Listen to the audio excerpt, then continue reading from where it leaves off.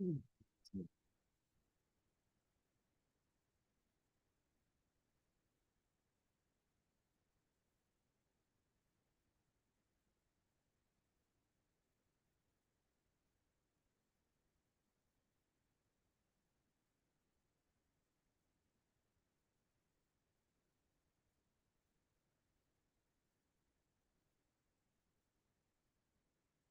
morning, everyone.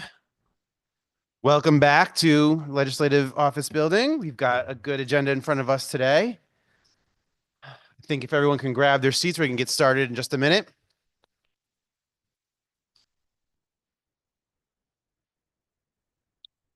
All right. Good morning, everyone. Welcome you to the public hearing for Wednesday, February 19th, 2025. Hope everyone's had a good couple days. Again, pitchers and catchers have reported. Looks like the minor league schedules have been released. I'm excited for baseball season to get started. Snow's not coming tomorrow the way it used to, people were worried about. So we're all in a good place. So let's get this public hearing going. There isn't 385 people signed up. No need for this one to go on for 27 hours. We're going to lead off with Senator Bob Duff. Good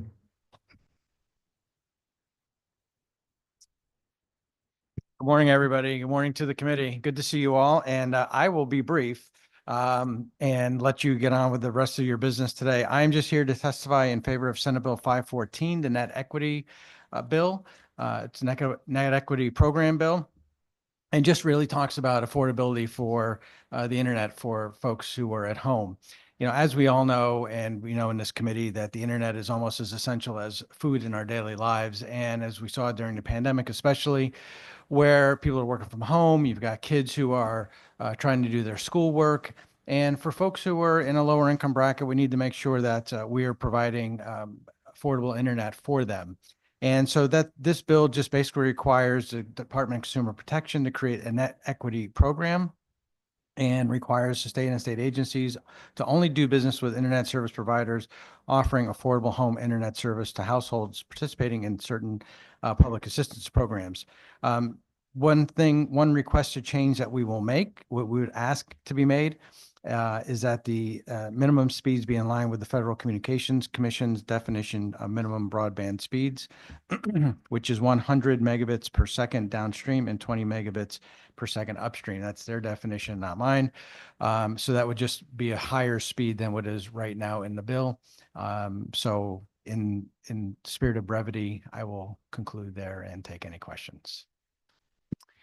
Thank you, Senator. I know this has been an issue that you've worked on for a number of years, and we've gotten a lot of feedback and passed on how to structure potential legislation in this regard. I appreciate the continued attempt. Senator Maroney. Thank you again, Senator Duff, for being here and bringing this issue to us. Is this modeled after any other states that have run a bill like this? Yeah, New York State has actually done this, and they're using the higher speeds. So this is not something that would just be an outlier. It'd be something that we're following another state with. Great. Thank you very much. Representative Turco. Thank you, Mr. Chair. Senator, just looking at your written testimony here, am I correct that the service has to be offered at no more than $40 a month to qualify under this program? Yes, that is correct. And Senator, can you explain a little bit more so I'm clear on how somebody qualifies for this income? What kind of verification process this program, what kind of verification process they have to go through with the cable company? Department of Consumer Protection would need to stand up that program, and they would need it'd be limited to like SNAP, Husky Health, and the Connecticut Energy Assistance Program, administered by DSS. Thank you so much, Senator. Thanks. It looks like your goal of moving quickly is accomplished. All right. Thank you, everybody. Thank you, Senator. Have a good day. Is the comptroller here? No. Brandon McGee.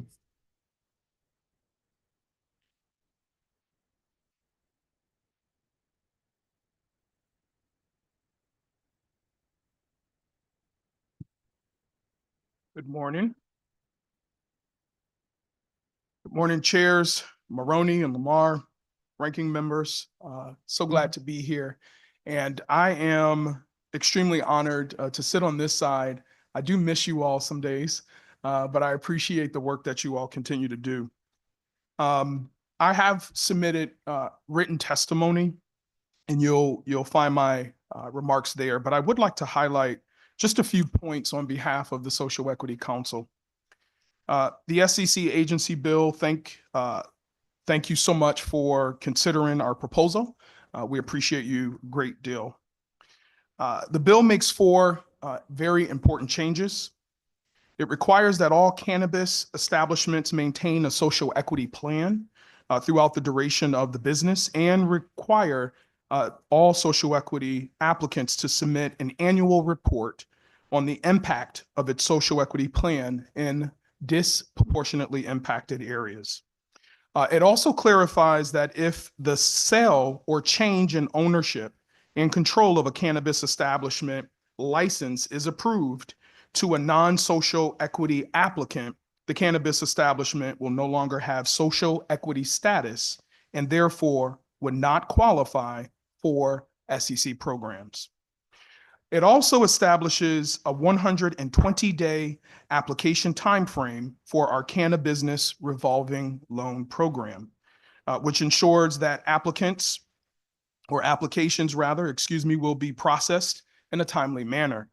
And lastly, it addresses some of the SEC Council specific organizational structure issues.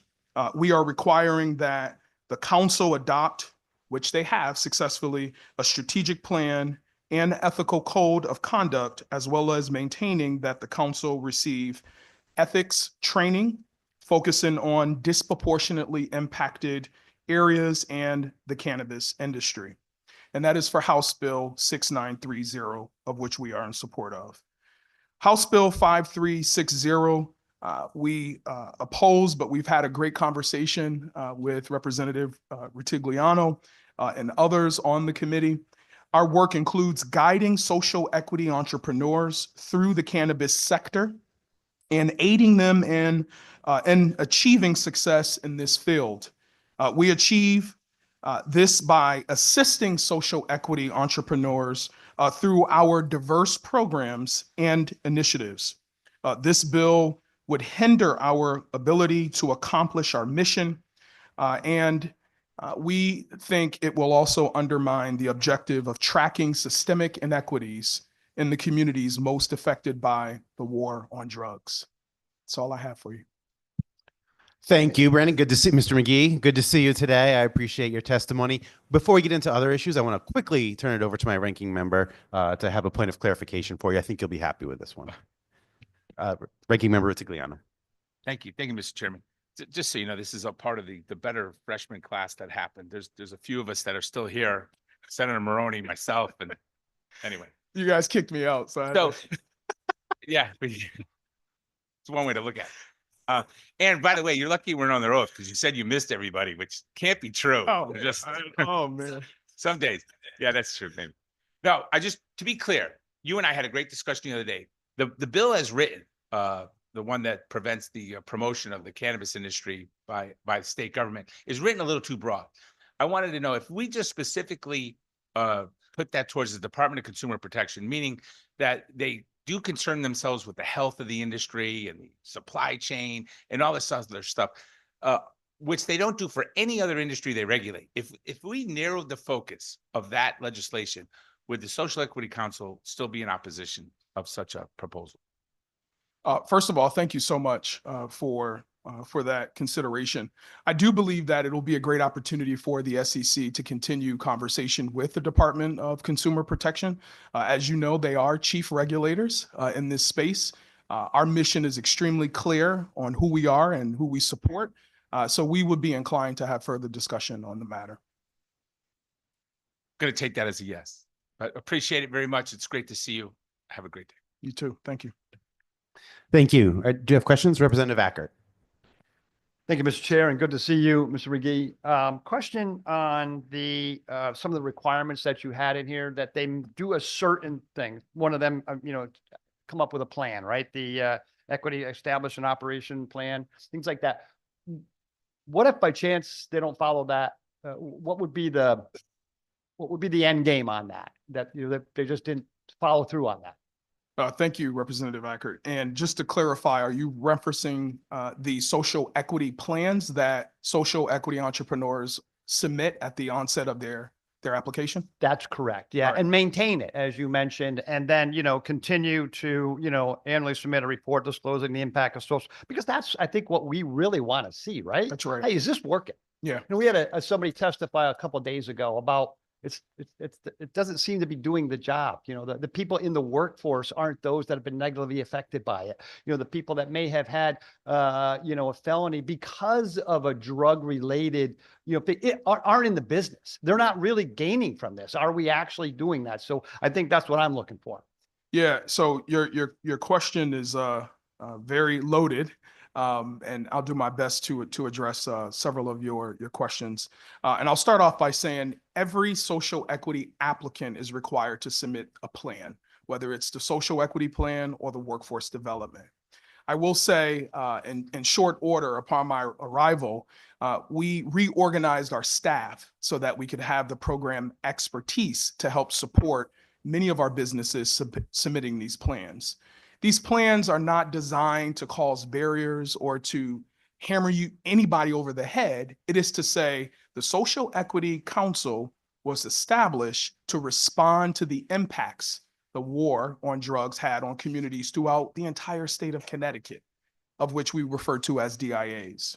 That said, we have clearly enhanced the rubrics, the criterias by which many of these social equity applicants will submit information and respond to our outcomes. And we know that these business owners are not scientists. They are not organizers by design. And so our staff, we go above and beyond to ensure that folks understand what it is that we're asking of them. And so while some of the outcomes may not be met, it's an opportunity for us at year's end, when they submit their annual report, we're able to say, hey, instead of saying I am going to help 5,000 youth at a particular young person's youth program, if you would, I want to help 7 with wraparound services, because we found that we just don't have the capacity as a new business to help give back to a particular community. And then to support that model, we also want to take some of those outcomes and leverage that with our community reinvestment dollars, so that it's not going down an empty hole, but we're really scaling on a lot of the financial dollars that we're reinvesting back into the community. So I hope that clarifies slightly. We're still ironing out the details and supporting many of our social equity entrepreneurs. Thank you. And that does. It's not really okay, if you don't meet these, you know, you're done. It's, hey, what are you doing? What is your plan? You know, what is your outcome, right? You know, so kind of that return on your investment kind of thing is that, you know, for an equity aspect, not a dollar aspect. So I appreciate that answer and look forward to you know, continuing to hear about what's taking place. So thank you so much. And we're always welcome to you coming by, visiting and asking more questions. I look forward to that. Thank you. Thank you again. Thank you, Mr. Chair. Appreciate it. Thank you. So I have a few questions. One, I want to say thank you for, you know, I know it was a hard choice for you to move over to Social Equity Council to determine like this is where you're going to really dedicate your extraordinary time and ability in furthering the agenda that was established a few years ago by this legislature to ensure that the legalization of a recreational adult use cannabis market kept in mind the communities most impacted by the former illicit nature of the drug and what impacts were felt in our communities more broadly across the state. You've decided to put your time and energy and again, extraordinary talents, both legislatively, intellectually, and passion into this space. Yeah. And it was recognized by a lot of people. Like, you know, someone of your stature was willing to take on this challenge, given the kind of challenges that the Social Equity Council has faced in the years leading up to you. So we are thankful that you've decided to move in this direction, because we think it's going to ultimately serve the state well to see this benefit from your leadership. So thank you for your willingness to take this on. And thank you for offering some ideas on how to move this forward. I know it's got to be hard to move into an organization in a quick timeline, turn some recommendations into legislation. We've got some questions and thoughts that we're going to work with you over the next few months to make sure that we're moving in the right direction. There are a series of proposals that I know you've heard from cannabis industry generally about reforms they want to make to the current structure, the current limitations on sales, for example, the current limitations on transferring out of an equity stake. That I know you feel strongly about, maybe not modifying to the way that they wish to. I think you and I probably share some of the concerns, but I do think we're going to need to work on a more structured understanding of what challenges the businesses face in the current marketplace. And I think, you know, this legislature, particularly this committee, is going to benefit from you having a close working relationship with us as we move forward. There'll be a proposal, our committee's cannabis bill that you'll see in the next couple of weeks that might have some ideas that you don't like. And I would encourage you to let us know.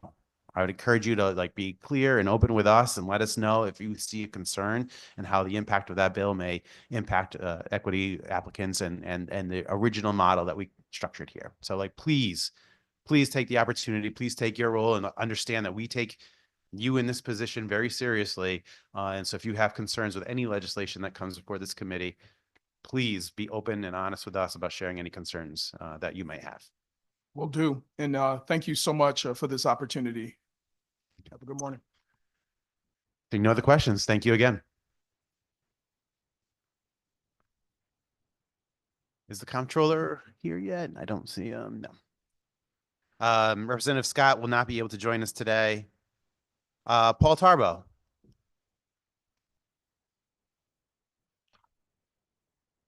Tarbox. Is that X silent or no?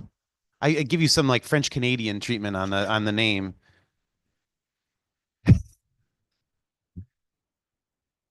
Morning, I'm Paul Tarbox. I'm the Director of Public Policy and Communications for the Connecticut Council on Problem Gambling.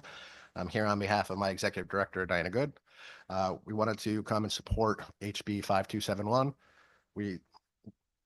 Knowing the fact that in the past, certain colleges and universities were partnering with certain gambling proprietors where they were selling lists of students and kind of making those student emails and personal addresses kind of available to have those people become subscribers. We had teamed up with Senator Blumenthal to kind of push that back. We're not for or against kind of gambling, but we do also think that college kids, specifically college age males, are really, really prone to being over abusing of gambling apps when it comes to sports betting and online casinos. So the expansion of this bill to include not having certain kind of displays on the campus-wide internet or campus-wide systems, we think just kind of makes sense from a safety protocol. I don't think that anyone who is looking that is legal age to actually join one of the apps would not be able to find it. So we kind of support the fact that it doesn't need to be further advertised on our state colleges and universities.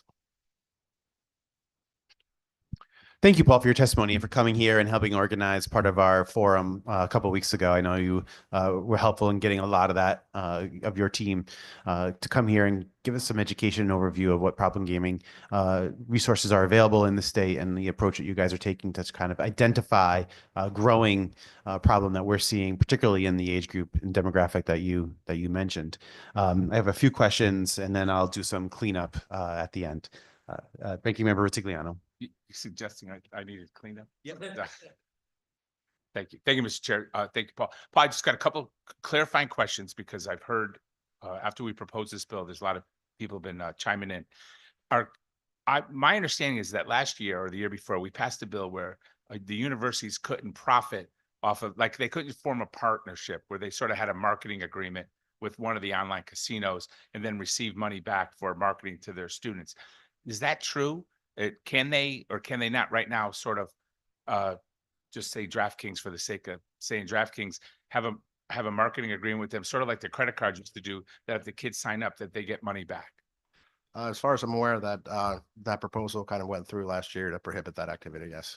Okay. So that being said, is there anything that prohibits them online marketing to them while they're on the college system and or billboards or other material to entice a young person or a college student to gamble online or sports betting? Not that I'm aware. From what I remember from the bill, it was just directly giving out direct contact information. Okay.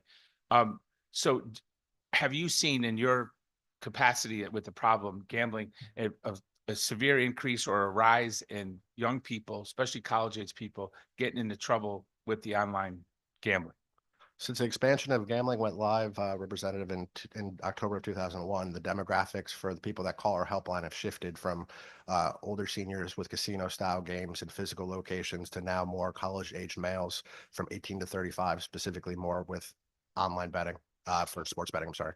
And you think that the online casinos or the sports gambling things are specifically targeting this demographic, and are they doing it essentially on campuses in order to get new customers?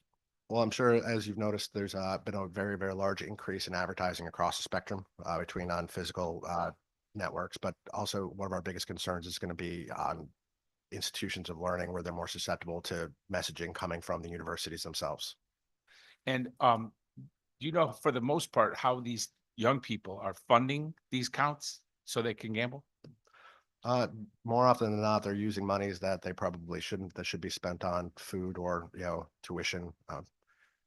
Not many of them actually have jobs or other types of sources of income. So they're either borrowing it, getting themselves in trouble that But way. they could use a credit card. They could. And obviously the credit card, I'm sure you all know this, one of the first things you do on campus is get marketed, credit cards with insane interest rates, get yourself in all kinds of trouble. And So when the universities, when the credit card companies are marketing to students on campus, is the university receiving any sort of compensation for allowing them access to the students on campus? Are you aware of that? I'm not. It's an interesting question. And the credit cards that they hand out, are they logoed? Do they have like a university logo on them? Are they sort of a sponsored card, sort of like the the sports teams used to do back in the day? I'd be going back to my experience, which was an awfully long time ago, as you could tell by the gray hair. They were at the time, but I can't tell you currently. Okay. I'm going to allow other members to ask questions. I have a million other questions. I do appreciate you coming here. I'm glad that we recognize that this is a problem. So I don't think we're up here saying that we're trying to put the genie back in the bottle and not allow sports gambling and everything else. It's just this particular demographic seems to be particularly hit hard with this. They're bombarded with advertising in every sector of their lives, personal and private. I really don't think it should be done through the university or on the university campus. I mean, that's my position. I speak for myself only, but it is the precipice for the bill is to sort of give them some relief while they're at an institution of learning. So thank you for your time. Thank you, Mr. Chairman. Vice Chair Turco.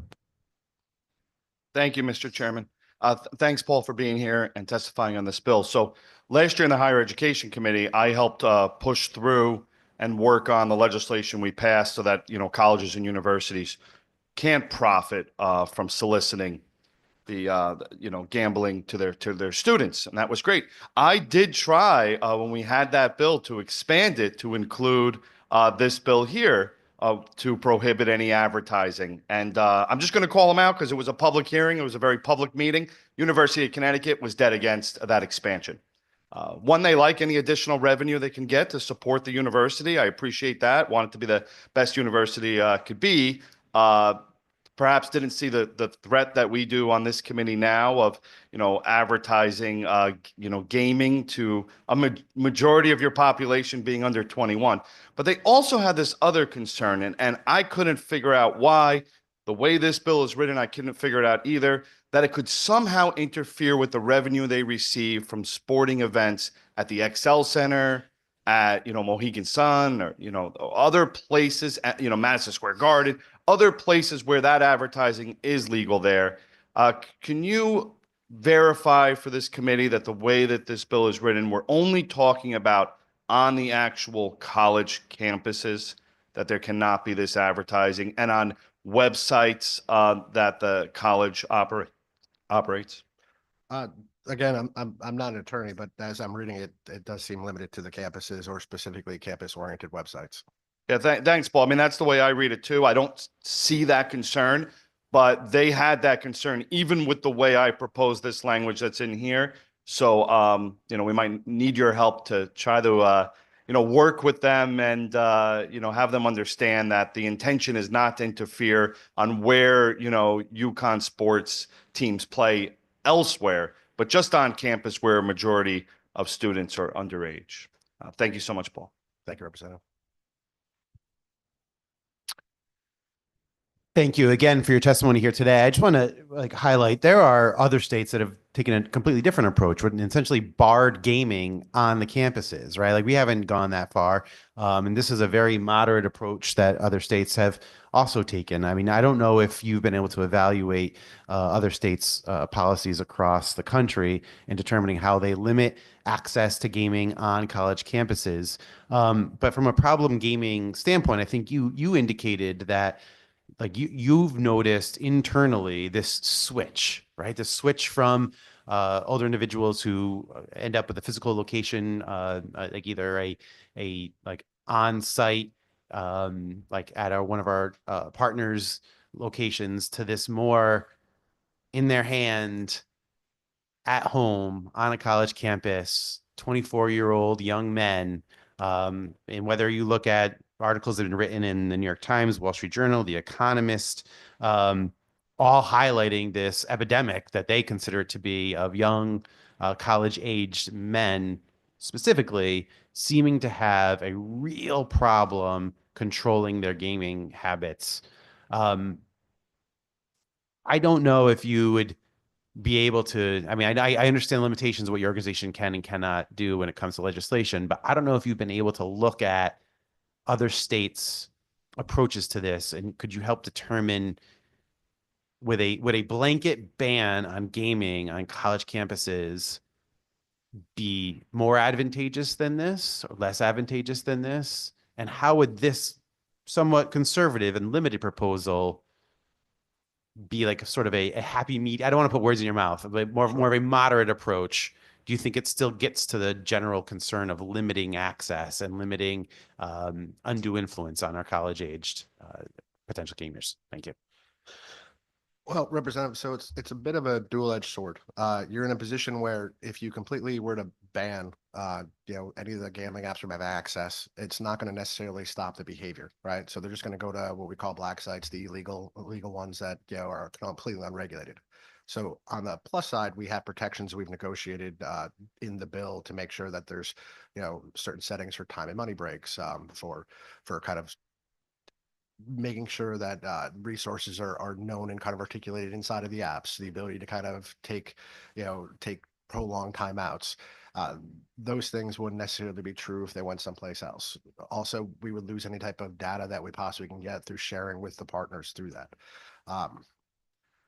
There also is there are people that can gamble responsibly, and they're going to do that. It's just we want to make sure that what we're doing is taking the opportunity to strengthen the problem gambling safety net, let people know, hey, there's ways to do this responsibly if you're choosing to do it, and that there's help available if you're having a problem.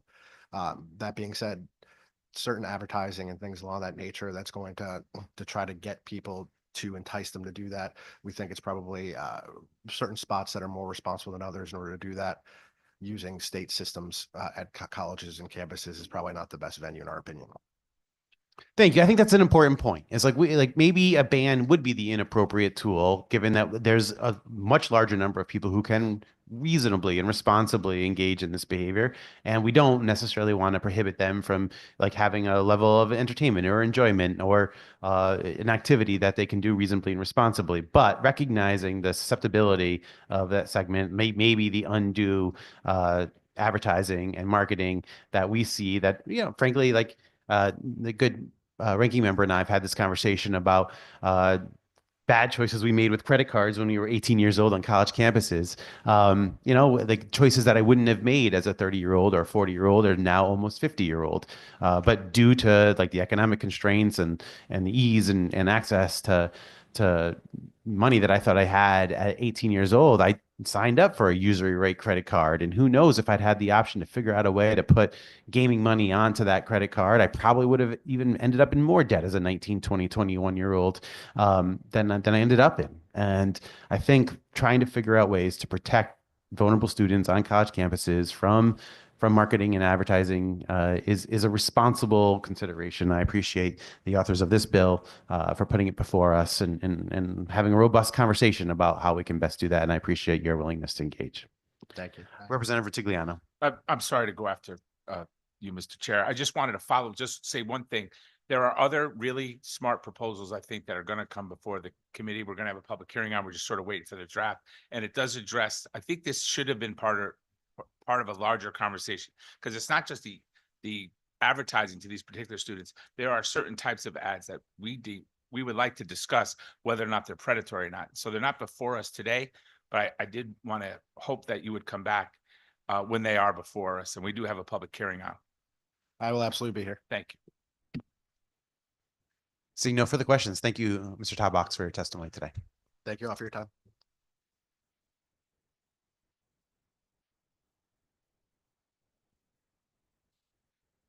Yep, Paul Larson, to be followed by Tracy McDougall. Or together.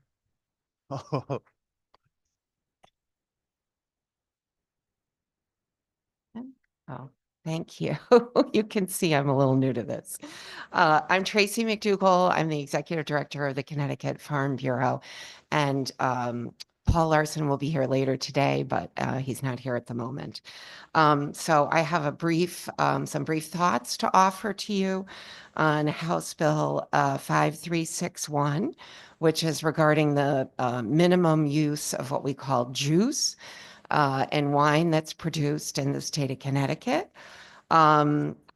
This bill proposes to lower the percentage from 25 to 20. And I'll be frank, we feel like it's pretty low already. And you may not be aware, and I wasn't until I did a little work on this, that in 1978, there was a statute that passed establishing Connecticut farm wineries.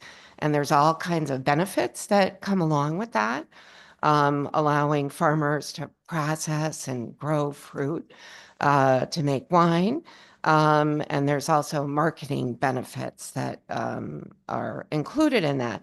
So I think you can see, and I've seen as well, the growth and maturity of the wine industry in the state. It started out a little rocky, and over the years, I think the quality of the products and the reputation has really improved, and that's thanks to our farmers and their hard work. So I'll make 3 points about this, and then I'll let you get on with your business. The minimum requirement of 25% fruit grown in Connecticut is already pretty low. And if we lower it anymore, I'm not sure how we can call it Connecticut wine, because the juice comes from other parts of the country and also out of the country. So then the name kind of becomes moot. This bill also disincentivizes Connecticut farmers from growing their own fruit, which is kind of contradicts the point of the original legislation. And lastly, our opinion is it would lower the reputation of Connecticut wines, which I think has a really great reputation at the moment. So and finally, I'll say there is one option left for producers who feel like this threshold is too high, which is they can apply for a wine, mead, and cider license, which would allow them to just bring in their juice and make their liquor. So that's all I have for you today. Thank you. Thank you, Ms. McDougall, for your testimony today. I know you also mentioned that Mr. Larson will be joining us later today as well. So between you and Paul, I think we'll have a pretty robust conversation exploring this issue a little bit more. So I'm going to turn over to Ranking Member Ciccarella. Thank you. Just a couple of questions. So I know that there's a lot of vineyards and a lot of local winemakers, and there's a difference from the, vineyards who grow grape And then the individuals that just kind of open up a shop, they order grapes, they get dropped off, and then they make their wine and sell it. When it comes to the vineyards, do you know approximately how much grape they use, Connecticut grape they use in their wine? Well, it really depends on the vineyard. I'd like to give an example of Jones Family Farm. I think they use quite a bit more of their own grapes. And then I think it really depends on the vineyard. And honestly, I'd have to look into that for you. I'll talk to Jamie and get back to you. Got it. Thank you. My understanding is they make a blend, and as the Connecticut wine scene grows, we understand that it's not the best soil to make wine. You know, we see a lot of the vineyards getting grape from California or other places that really have the proper soil temperatures and just you know, all of the things that go into a good grape. I actually read a book on how hard it is to grow the vines, and make sure they're healthy, and they talk about where they flourish. And it's unfortunately not here in Connecticut. And we talked to a lot of vineyards that really use a little bit of the Connecticut grape in their wine, and they use a lot of the grape, not juices, but grape from other places, and then they do that whole process. So that's why I asked that question of how many vineyards are using all Connecticut grape when they make their wine. Because talking to a few of them, my understanding is, again, it's minimal. And sometimes even when they grow it, they don't even utilize it for the wine, but they still have to produce the grape. So I guess my next question will be, do you know if individuals that have the vineyards that produce the 25% right now utilize all of that grape for wine? Do you know that? My understanding is you have to grow it. Yeah. And then 25% of the juice that's in that bottle has to be from Connecticut grown grapes on your farm. So I have a different understanding of that. Okay, we'll have to take a look at that. 'Cause that wasn't my understanding that 25%. And that's the first question that I asked you. Just if you had any idea about how much Connecticut grape goes into each batch or each bottle, et cetera. But my understanding is that they just have to produce it, or have it on their vineyard. For example, if there's a small vineyard and they do not produce that much grape, they have to buy it from a bigger vineyard. Possibly you mentioned Jones, which produces a lot of grape, even if they're not going to use it in their wine. Is that something that you've heard? That doesn't sound right to me, but I'll clarify that for you, because the whole point is you're designated as a Connecticut farm winery, and then there are all these benefits that come from it, and you're supposed to be growing the grapes on your farm and then making the wine. So this workaround that you're suggesting does not sound right to me, but I'm going to circle back for you on that. Okay. One more question. Do you know if other larger vineyards here in Connecticut sell Connecticut grape to smaller vineyards? I wouldn't be surprised, but I'd have to, double check on that. Okay. And if the line of questioning that I was asking, and again, I spoke to a few smaller ones, so it may be an isolated situation. It might not be the norm throughout the state, but that's what I was trying to ask these questions for. Yeah. If they were producing 25%, but they weren't using the grape for the wine, and that was okay, not against the law. They still made it, and they did other things with it, whatever they do.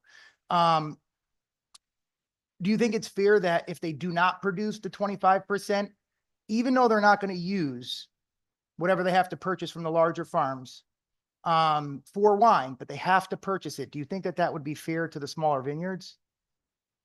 Can you say that again? Sure. I know it sounds confusing. You didn't understand either? All right. Maybe I didn't. It sounded good in my head. All right. So my understanding is if a small vineyard does not produce 25% of the grape that's needed, they have to purchase that from other Connecticut vineyards. And my understanding is, even if they did produce enough grape on their vineyard and didn't need to use it, right? They just use it for something else, not wine, right? But they have to have that 25% of Connecticut grape on their vineyard, even if it doesn't come from their vineyard, right? The grape isn't grown there, but they have to get Connecticut grape there. Do you see what I'm saying? Yeah, I see Okay. what you're saying. But if they don't need it for the wine, right? And they don't need that grape, and they have to buy it to be within the laws that we have here, but they're not using it. Do you think that that's fair? Did I ask it that time? Clear? Yeah, I understand. Let me come back to the original intent of this legislation, which was to help Connecticut farm wineries. And you're supposed to grow the grape and then use it to make your wine. And you get special benefits from agreeing to, you have to apply to be a Connecticut farm winery. And, you know, you're on the Connecticut Wine Trail, and you can use a special designation that you're a Connecticut farm winery. And it's 25% of the juice, which is kind of a funny word because it makes it sound like we're talking about apple juice, but we're talking, that's what they call it. Wine juice in the bottle has to be from Connecticut and from your farm winery. That's my understanding. I see what you're getting at, and I'll have to look into it for you. It's a good question. Excellent. Thank you. I do believe that's the intent to this, the intent of this bill to reduce it is because some of the smaller vineyards are having challenges producing it. But again, it's not needed for the product they're trying to make, but they still have to purchase it from other Connecticut farms, and they're not needing it. So that was the line of questioning. But thank you so much for answering. Yeah, the we'll questions. clarify that. It's a good question. Thank you. Thank you. And I think that's important. We're trying to get to the integrity of the label, the integrity of the program, and whether or not it's meeting the original intent and whether or not there needs to be some modifications to get to the underlying goal. Representative Ritigliano. I just wanted to follow up on the good senator's question. Can you meet the 25% fresh threshold if you're, as long as you buy the grape in Connecticut? Say a small winery buys juice from a larger winery, will that count, or do they actually have to go? Because the way I read it, I thought they just had to have 25% Connecticut grape, not necessarily grown on your location. So this bill is with regard to the Connecticut Farm Winery Program. So in order to participate in that program, there are certain rules that you have to follow. My understanding is there are other kinds of licenses and programs that you can participate in. So like this, there's a wine, mead, and cider license, Right. which you can apply for. I'd have to look into the details, but you can probably buy your juice or I don't know what they make mead from. I think it's honey. Buy your honey from Pennsylvania or wherever. And then it's a different license. This is like the Connecticut Farm Winery is a specific program and a specific license. So I feel like we need to call, who's the liquor control, chat with them a little bit about it. I'm going to reserve my questions for the farmer. So I want to thank you for your time. Okay. If we could talk afterwards. I could explain to you exactly what that license is. It's not exactly what you think it is. Yeah. It's Okay. it's for non-wine cider mead people to sell Connecticut wine cider mead in their location. But I'll be happy to go over that another time. Thank you for your time. Yeah. Okay. Thank you again, Tracy, for your testimony here today. I appreciate it. Thank you. We still have Comptroller Scanlon. If you're ready to go. I know you just walked in, didn't want to put you on the immediate spot. Thank you, Comptroller, for joining us today. As a recovering legislator, I'm always ready to be put on the spot to expedite a public hearing. So, Mr. Chairman, members of the committee, thank you for allowing me to testify today on behalf of HB 6930. Again, as a former legislator, I am not going to read my testimony line for line here and take the liberty of summarizing.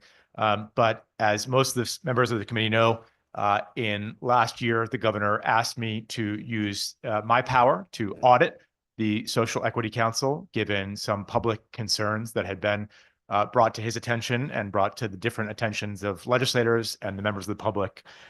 After reviewing the financial transactions and interviewing council staff and licensees, my office did find significant issues with the social equity plan application process, long wait times, and a fractured working relationship between the council and the staff. And my report outlined 10 recommendations how we believe that we could improve governance practices, decision-making processes, financial management, and program effectiveness of this council. 6 of those recommendations were to the legislature. 4 of them were to the organization itself. I know that Mr. McGee, the new chair, was here earlier, and I want to publicly thank him for adopting all 4 of those recommendations in their recently released organizational strategic plan going forward. And I want to thank the chairs for incorporating almost all of the recommendations of the 6 into this bill. But I do respectfully strongly encourage the committee to include 3 others that are not in there right now. One of them is to eliminate the ambiguity and subjectivity in the social equity plan process by statutorily defining a finite list of equity goals. This was something we heard over and over again from applicants, was very unclear and very difficult for them to navigate. And if there was a set list of things that they could work off of, they believe that the process would be smoother. Second, that request that the council develop a written internal control policy for proper financial management and oversight. And third, establishing a clear roadmap and standards by which the SEC can use appropriated funds for DIA reinvestment and require a community feedback process in identifying those programs. Again, grateful to the chairs for raising this bill, grateful for the SEC for taking our recommendations seriously, and I hope to have the chance to work with this committee and the chairs going forward as this process and this bill moves forward. So thank you. Thank you, Mr. Comptroller. And good news, the other 3 recommendations that your office has made will be part of a subsequent bill that we'll hear before this committee. We're having some issues drafting it at this point, making sure there's clarification within some conflicts in Connecticut general statutes versus the federal standard. So we wanted to make sure we had this first hearing on the things that we could agree on and that we could understand, we could find compliance in general statutes to write the necessary language. The following recommendations that your office has made were part of a comptroller's recommendations bill that we will hear, likely including these as well. So there might be some overlap in the bills, but we wanted to make sure that Social Equity Council had a bill that they could have testimony on early on in this process, and we could continue to have this conversation moving forward. There'll be an entirely separate bill that really goes into great detail, the issues that you are concerned with, including some that I know my ranking member is going to highlight that he finds particularly attractive and want to get into. So I think that be assured that we'll have a full public hearing on each of the recommendations that your office found. Thank you, Representative. With that, I'm going to move over to ranking member Rutigliano. Well, I have to be honest. Welcome, Mr. Comptroller. The good chair summed up my thoughts perfectly. I don't really think the questions are for today. I wanted to thank you for those last 3 that are in the other bill. I think are some of the most important parts. And I look forward to reading the bill, having it before us, and having another public hearing where we could dive deep into it, because many of the concerns with the Social Equity Council before the good new commissioner were on those 3 items. So I'm going to agree to agree. Great. Thank you. We love that. Any other questions for the comptroller? Seeing none, thank you so much for your testimony, for your work on this issue, and helping us get to a greater end product and a more functioning and equitable Social Equity Council. Thank you all.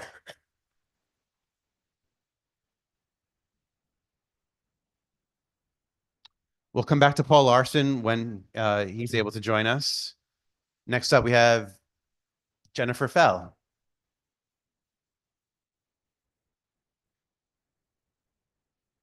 We are moving well along. We're still within the first hour that's traditionally reserved for public officials. I'll call members of the public. If they're not here yet, we'll come back to them. We're moving a little bit faster than originally thought. With that, Ms. Fell, thank you for joining us. Thank you so much, members of the General Law Committee. Thank you for letting me go as number 8 instead of number 63 today. So much appreciated. So we are here I'm representing the Connecticut Cannabis Chamber of Commerce. We're here to support the SEC bill 6390 and then to raise some considerations for HB 5360. So our members are very proud of their their social equity plans that they've put into place and the commitments that they've made with their businesses, many of them giving back to the communities that they grew up in. So we wanted to, first of all, just applaud the efforts of the council to create efficiencies and clarity around the plan requirements and and the communication on that. We are very grateful for the leadership of Director McGee, COO Christina Diamond, and the council leadership in general. In furtherance of the theme that was presented by Comptroller Scanlon, though, we do want to raise the consideration that the requirements and expectations for the social equity plans have a definitive process and communication for revision so that the business owners can adjust and adapt as they move forward. You'll probably hear a little bit later, they're subject to a lot of moving goalposts as they're getting their businesses up and running. And there's a level of anxiety of are we going to be able to adapt if things are not in statute, the expectation. So I just wanted to share that, but also to extend our gratitude for the efforts that you guys have made. It has been significant and means a lot to the industry. In terms of HB 5360, sorry, did not sleep much last night. In terms of HB 5360, I did want to raise the question. The Connecticut Cannabis Chamber of Commerce, we don't sell cannabis, we don't distribute it, but we do have concerns that as we've collaborated with state industries in our state agencies in the past, does this bill raise another level of regulation that we need to assess the impact? So at times we've partnered with the DOT, they've had booths at our events, we've done co-branded things to help people with their driving. We've had CT savings plans, have booths at our events, and we wanted to just make sure that there's have an understanding if there's a carve out for that sort of participation and collaboration as we move forward. So Thank you, Ms. Fell. I appreciate your testimony and your work with this committee on a variety of bills before us this year. Your input has been invaluable in helping us look through some structural challenges in the cannabis marketplace, recommendations that your organization has made on our medical cannabis program, and also weighing in on the Social Equity Council recommendations. As you know, the social equity plans were they're integral to the success and passage of this program to start with. So we want to make sure that they pass muster and ultimately live up to what the legislature's consideration of them were when we passed this bill legalizing adult use cannabis in a marketplace. So I think the recommendations that Mr. McGee has proffered, along with Ms. Diamond, give the legislature greater assurance that this is going to be a successful program, and your willingness to weigh in support of that and additional considerations is valuable. To your concerns with respect to 5360, they're well heard and well understood. And in fact, the original author, which is the individual to my right, largely intended this to be a limitation on the Department of Consumer Protection's marketing and advertising, with the understanding that ultimately DCP is the regulator of the industry. They shouldn't be an active participant in the marketing of the industry. And I think the general feeling is all these other partnerships that you may have with additional state agencies, that is fully warranted and welcome, whether it's DECD for marketing and promotion, of business activities generally, that's fine. That is within their wheelhouse, and it's understandable that there is no direct conflict. The conflict generally would come from whether or not a regulator of an industry should be actively engaged in the promotion of that industry. And so I think that's where this bill was intended to provide clarification. Ultimately, that's where the drafting is likely to yield a greater conversation. And so I would more than be willing to sit with you as we talk about that to ensure that there is no unintended negative consequence on industry activities generally. thank you so much. Thank you. Are there any other questions? Seeing none. Thank you again, Ms. Fell. Next up, we have Jane Presnick-Lyon, who is online. Ms. Presnick-Lyon, floor is yours.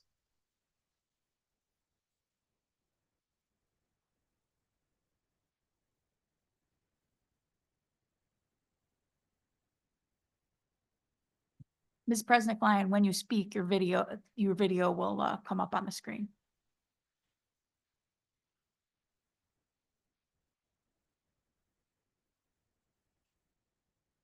Is Paula Ryan able to join us?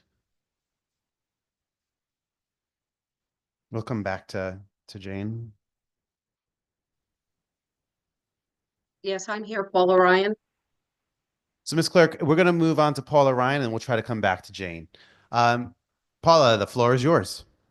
Thank you so much. Good morning, and thank you all for having me and allowing me to speak. My name is Paula Ryan, and I am from Ryan Oil Company in Hamden, Connecticut. And I would like to speak about and oppose to the bill HB 5744, the bill that provides businesses that shall not require storage of consumer credit cards and debit card information and prohibits automatic payment. It's kind of amazing to me that this bill is even up for discussion. Automatic payment over the last several years has become a way of life for so many individuals and for companies to maintain the insurance of payments on customers' accounts. Ryan Oil Company has quite a few customers that are college students who find it easiest to be on an automatic payment so they can concentrate on their studies. Their parents like this way of payment as well. It is a way of ensuring their child or children have heat and hot water they need. For my other customers, it is an easy way in their busy life not to worry about getting their payment in on time and to receive their discount on automatic deliveries, not to mention to ensure that their next automatic heating fuel delivery not being interrupted for lack of payment. The credit card, debit card information that we receive from our customers is inputted verbally. And once the save button has been selected, the card numbers are vaulted, encrypted, and sent to our processor. The information is not saved on my computer system, nor do I keep any credit card information in the customer's files. The only part of the credit card I can see is the logo, which is either Visa, MasterCard, Discover, or Amex, the last 4 digits for verification when a customer calls in, and the expiration date. There are many industries where I myself use a credit debit card for automatic payments, such as insurance, car, medical, just to name a few. Our company has the required insurance for accepting credit debit card payments. God forbid if there is a breach in my system. I am required by law to be PCI compliant and must annually update my system. PCI compliance or payment card industry compliance refers to a set of 12 security standards that businesses must use when accepting credit card payments and transmitting, processing, and storing the related data. Thank you again for your time. And again, I am in opposition of Bill HB 5744. Thank you for your testimony today, Ms. Ryan. I really do appreciate your insight on this issue. I know that there's widespread business opposition about the potential impacts on operations and how they manage customer accounts. I do think there's merit to the submission, though. That's why we're hearing it today. You would, I guess, be surprised to learn that customers and consumers generally are growing in their opposition to being forced to provide credit card information on every subscription that they enter or any product that they wish to purchase. The mandated recurring subscription model is something that's causing a little bit of frustration. So we wanted to give an opportunity to at least have folks be able to voice their concerns with it. And so that's where this bill comes from, is to generally allow for that conversation. I'm not sure what legislation might look like in this session, but there is growing customer dissatisfaction with the current model. And I think that's what gave rise to this bill submission and why the committee thought it was important to at least hear it at this stage. Representative Turco. Thank you, Mr. Chairman, and thank you for your testimony. You mentioned that your clients, subscribers, really like having their credit card loaded in the system, make it easier for automatic renewals, not having to, re-enter the information all the time. And I totally understand that. I agree. There's some subscriptions that it's so much easier just having the card loaded in there and being able to automatically get charged every month, never having to worry about, a late payment. But this bill is not saying that a customer can't do it. It's just saying that a business can't require it. It's giving the customer the choice. So why are you opposed to allowing the customer just that choice on what they believe is best for them and how they pay bills, as long as the bill's paid? I'm opposed to me not being able to do automatic payment. A lot of customers that I have do like that automatic payment status. Some customers use their credit cards to gain points for travel or whatever, and they use that one card for specific reasons. I don't require my customers to maintain a credit card on file, but the way that I looked at the bill and it saying that I couldn't process automatically was concerning to me. So unless I'm understanding the bill incorrectly, I don't think anything prohibits you for doing that if the customer wants you to do automatic payments and renewals. Like you're saying, customers want to be able to do that. You want to be able to do that for them. This bill, the way I'm reading it, does not prohibit that. It's only when a customer does not want their credit card automatically being billed, they have that option. So all the customers that want to do it, you could bill and nothing would prohibit you from doing that. Is that acceptable to you? Yes, absolutely. Okay, so maybe we don't have a problem with the bill if I'm reading it correctly. But thank you, Mr. Chairman. Representative Jensen. All right. Thank you, Mr. Chair, and thank you for your testimony. Did I hear you mention something about having proper insurance to do this kind of work? Can you expound on that? I carry insurance through the business that protects, like I said, God forbid, if my system is breached.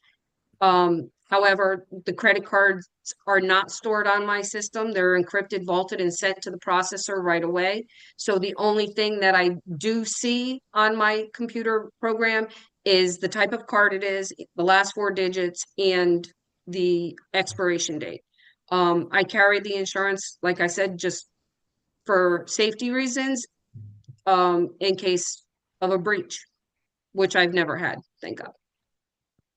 Okay, thank you. I didn't know that kind of insurance existed.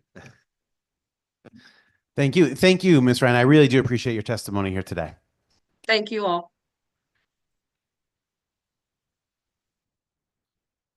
We're going to go back to Jane Presnick-Lyon. Jane, the floor is yours. Yes. Hi, I'm here. Can you hear me this time? We can. Oh, good. Okay. Good morning, ladies and gentlemen. I am here in support of House Bill 5744. And the gentleman who spoke after Ms. Ryan is correct. That's the intent of the bill, not to require people to do it. And then I'll go into my statement here. I recently went to my annual eye exam, and when I arrived, I was told that I would have to leave my credit card on file. I told the office staff that I was not comfortable giving them access to my credit card on a 24/7 basis. They responded that I would no longer be allowed to make an appointment with the practice if I did not comply. I felt coerced to choose between risking my financial security or risking my vision. Now, to those who say just change providers, let me say this. I have a rather complicated eye issues. I see my regular ophthalmologist, a retina specialist, and an eye muscle specialist. I have been told that cataract surgery is in my near future. Finding another practice with all 3 and eventually 4 specialists would be challenging. Rescheduling all of my eye appointments would almost certainly delay care for several weeks, if not months. I spoke to my physician after my exam that day. I reminded him that I had been his patient for over 10 years and had never missed an appointment and had never had an unpaid bill. On the contrary, his office had double charged me for copays 3 times. He said there was nothing he could do. In the same way that copays used to be paid after care was received, virtually all medical appointments now require the copay to be paid before being seen. I fear that this credit card on file practice will spread like wildfire, and soon no one will be able to receive health care without subjecting themselves to this practice. Whatever happened to the Hippocratic Oath? Most medical schools have their graduates recited upon graduation from medical school. Most people recognize its most famous phrase, first, do no harm. It does not say, first, make sure your patient's credit card is on file. Now, it seems odd that our society's most highly educated practitioners, for whom probably 50% or more of their clients have health insurance to guarantee payment, aren't able to run a business without keeping their clients' credit cards on file. Yet my plumber and electrician, who presumably don't have doctorates and no insurance companies to bill directly, managed to do so. I also had a pool service company demand that I keep my credit card on file. They ended up billing me twice for services that I never authorized. In that case, I did change pool companies as soon as I was able to. While many people today may be comfortable with leaving access to their credit card on file, I am not. I certainly do not believe a person should be required to do so in order to receive health care. It is simply too important. As a retired nurse with a 43-year career, I am appalled at this reprehensible practice in the healthcare field. I would hope that all of you are appalled as well, and I urge you to vote to pass HB 5744. Thank you for your time and consideration. A special thank you to Senator Martin and Representative Comey for sponsoring this bill. Thank you for your testimony here today and helping provide greater information and understanding for why the bill is before us. Thank you again. Thank you. Is Paul here? Paul Larson? No. Christopher Davis. To be followed by Jeremy Crandall.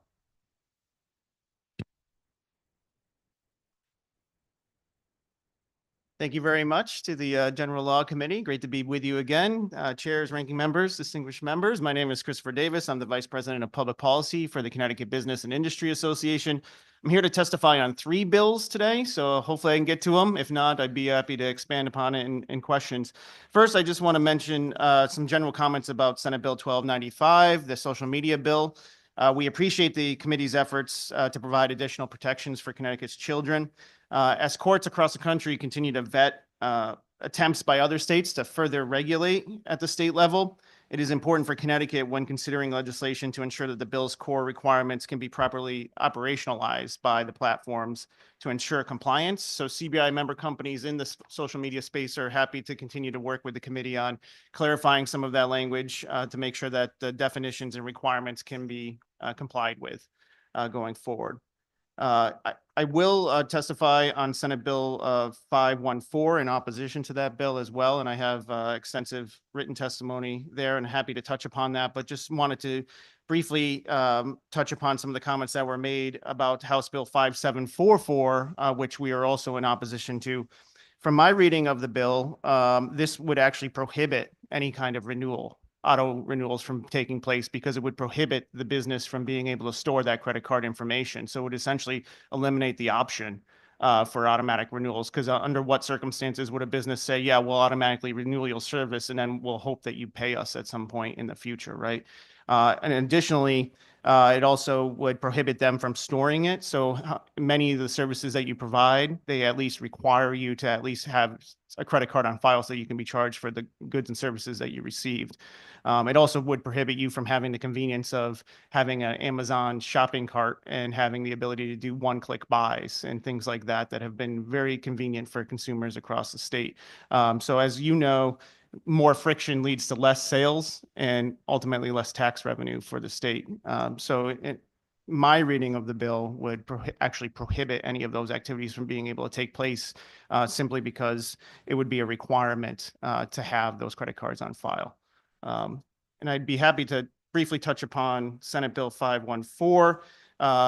As many of you probably saw back in December, the governor put out the net equity plan, and the report that was associated with it detailed great strides Connecticut has made. And in fact, Connecticut is a national leader in broadband access and affordability.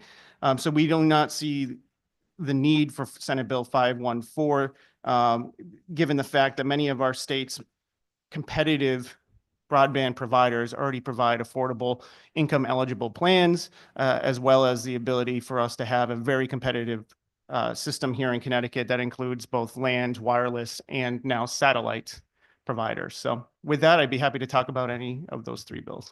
Thank you, Mr. Davis, for your testimony today. And as true to our long-term relationship, I think we were in the same class together when we came in 2010. These guys try to take credit for, some subsequent class being the best ever. I think that's clearly erroneous.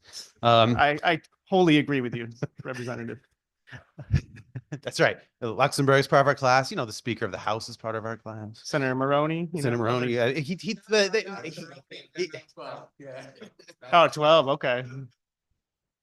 So, but I just want to say, with clarification with respect to HB 5744, our team internally, the staff in both our caucus teams and our nonpartisan team, does not see the bill having the impact that the industry generally sees it as. This would not prohibit the use of these things. It would just essentially say you cannot require a customer to avail themselves of services to have to store this online. So I think it's more of a like we have to provide an option for some customers who don't wish to provide you with that information. They can still avail yourself of the services rather than saying that you can't do it. You're just like, you can't make a customer do it. Well, here would be an example, if I may. Say your insurance, you want to have automatic renewals to make sure that your auto insurance continues to be in place when it comes up for renewal every 6 months, every 12 months. You want to make sure that your car stays registered and whatnot.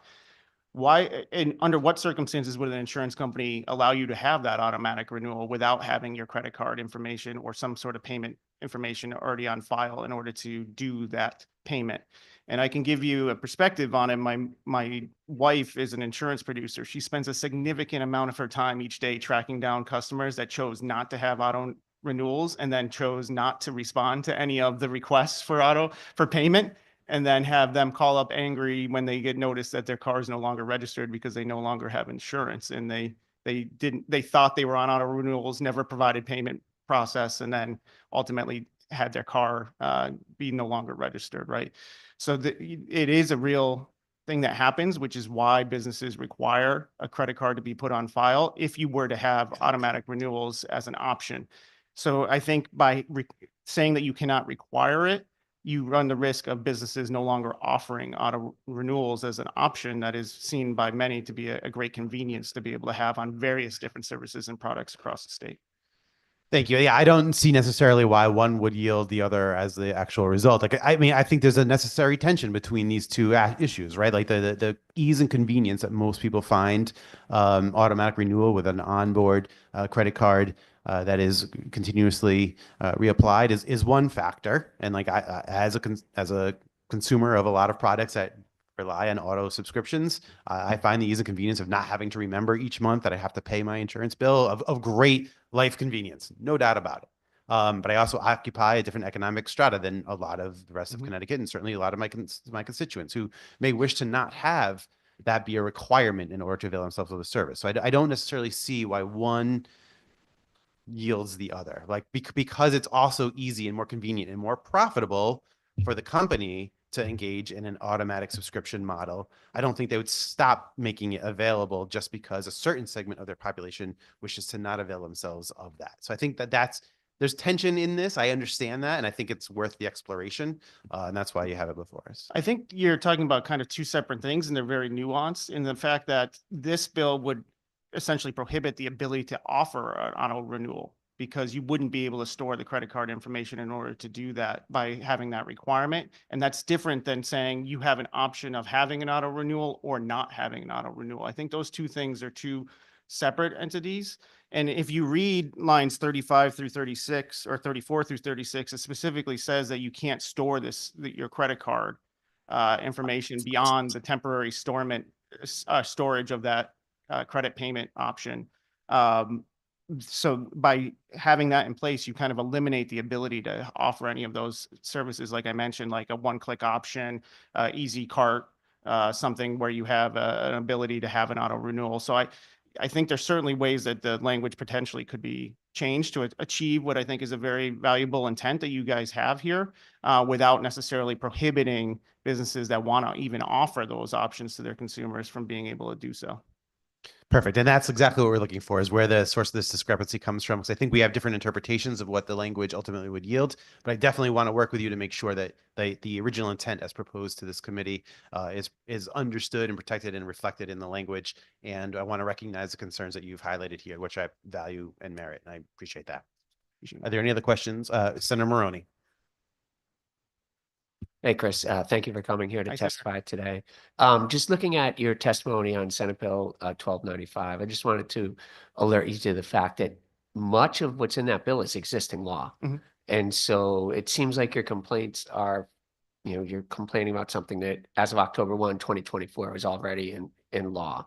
And they didn't really give specific suggestions. I mean, I would appreciate specific suggestions. I know in light of the Texas Scope Act decision that came down a few weeks ago, right, there are concerns. But when we drafted our original children's privacy bill, we did look at those court challenges, and that's why we're the only one that did not get sued so far. So if you have specific concerns, I would appreciate those. Yes, of course, and that's why we're not in opposition of the bill at all. We're just recognizing that there might be some opportunity for some clarification in some of those definitions, and we can follow up with you with some of our member companies that have some very specific examples.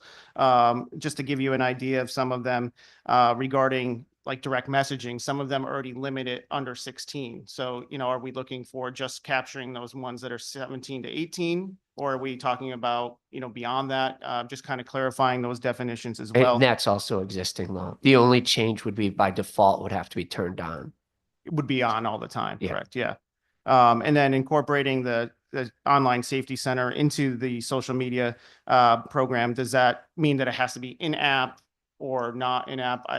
These are things. That's an area, right? Yeah. So those are things that obviously I'm not an expert in social media platforms, so I'm just representing our members here. So we'd be more than happy to connect you with those members in the future to kind of talk about some of those definitional changes that could be made that, and again, we're not necessarily in opposition to this bill. We're just recommending that there could be some changes to the language that could make it more operational for those platforms going forward. Great. I'd be happy to speak with those platforms directly. And I am curious, like I noticed, we did hear another social media bill, 6857. You didn't enter testimony on that, but you did enter testimony on this bill. I don't know how you guys choose which bills you're going to testify on. That would be the Attorney General's bill, Yes. is that correct? Yes. With that one, we were letting the industry, our sister industry associations take the lead, which I think several of them did testify for or against the bill at that point. So yes, certain times when it's very industry specific, we allow the industry associations to be the ones that provide the testimony. Okay, great. Thank you.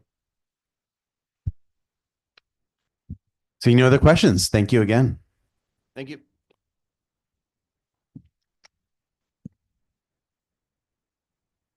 Paul Larson, when Paul enters, if anyone knows, could they have inform the clerk of their presence? That way I don't have to call them every time. Jeremy Crandall, followed by Brianna January.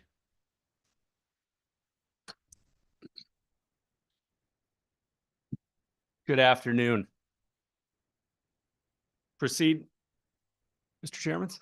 Okay. Good morning. I think it's still morning. Apologies. My name is Jeremy Crandall. I'm here on behalf of CTIA. We are the Wireless Industry Trade Association, speaking on Senate Bill 514 in opposition. As background for you all, our members include AT&T, Verizon, T-Mobile, all of which serve customers right here in the state of Connecticut. I want to begin by saying in my comments, there's one thing that we can all agree on today. That is, consumers need and rely on wireless connectivity, including low-income consumers. But if I can emphasize one message for you all here today, it is this. At a time when the cost of nearly everything the residents and businesses in this state are paying for is going up, wireless is one of the few items that is not. And I want to share a couple of data points. Over the last 10 years, electricity costs in this state have gone up more than 40%. Conversely, in that same period, wireless prices are down 44%. It is an affordability success story, and it's driven by three things: fierce competition among our memberships, constant innovation because wireless technology is constantly evolving, And then finally, extensive investment to grow and upgrade our networks. It is also why we strongly oppose and would urge substantial caution in considering what is a price mandate policy like that of Senate Bill 514. I use that term purposefully here because that is what this bill includes. It is an artificial price mandate that would be imposed on private companies here in Connecticut. And there is considerable evidence that this type of policy approach ultimately hurts the consumers that they are intended to help. I want to share a couple of examples. In Hawaii, they instituted a gasoline price mandate approximately 2 decades ago. It resulted in higher costs for consumers and was ultimately eliminated several years later. Price caps have been imposed on credit card interchange fees that led to higher costs and fewer low-income consumer benefits. Now, beyond the price mandate component, Senate Bill 514 does include a number of other provisions that would first cause serious unintended consequences on the state's procurement policies. And there is a legal element that directly conflicts with federal law prohibiting states from regulating wireless prices. Now, again, without question, access to connectivity is critically important. It is why our members offer a range of plans and offerings focused on both affordability and consumer choice. Some of these offerings are as low as $20 per month. Now, we still have progress to make in this space, but artificial mandates are not the solution. And we do feel strongly there is overwhelming evidence that the current policy approach in the wireless space is working for consumers. Thank you. Thank you so much for your testimony today and joining us here. Any questions? No? Senator Maroney. Hey, Jeremy, thank you for coming to testify. I do have questions because how have you seen the New York program play out? Because this is based off of an existing program in existing law in New York State. Yes, thank you for that question, Senator. And I have heard this referenced previously as well.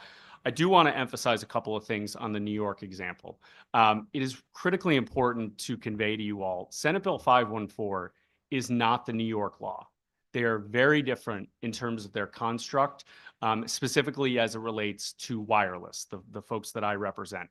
At a core level, we believe this is bad policy, but there are also some significant legal challenges with the Connecticut bill, with Senate Bill 514 that I'd be happy to unpack. But I want to touch on one specific item as it relates to our members. You may have heard that there was at least one wireless internet, home wireless internet provider that left the state of New York, that decided to stop offering fixed wireless access internet when New York's law ultimately went into effect several weeks ago. I also want to emphasize, when I talk about fixed wireless internet, that is both an emerging technology that is the most popular home internet offering right now. 90% of new home broadband subscribers choose fixed wireless as their internet option, but I also emphasize that because it is also one of the most affordable options.